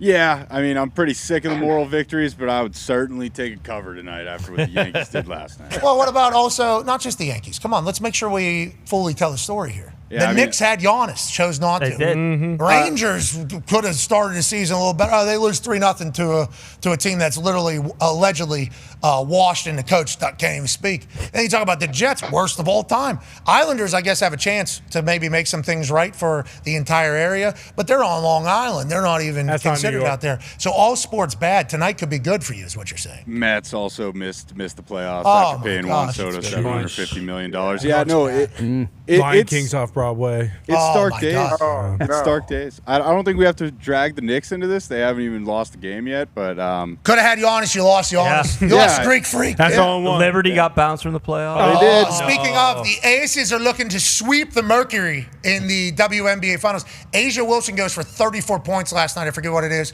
and makes them puts them up 3-0 against the Mercury. Ishbia's team over there in Phoenix obviously got a $100 million practice facility built up within the last couple of years. Obviously, they're in the finals. It's all working, but the Aces are just saying this is our league, and will be until further notice. They're up there. That could be a clean sweep, AJ. That could be a clean sweep in the finals.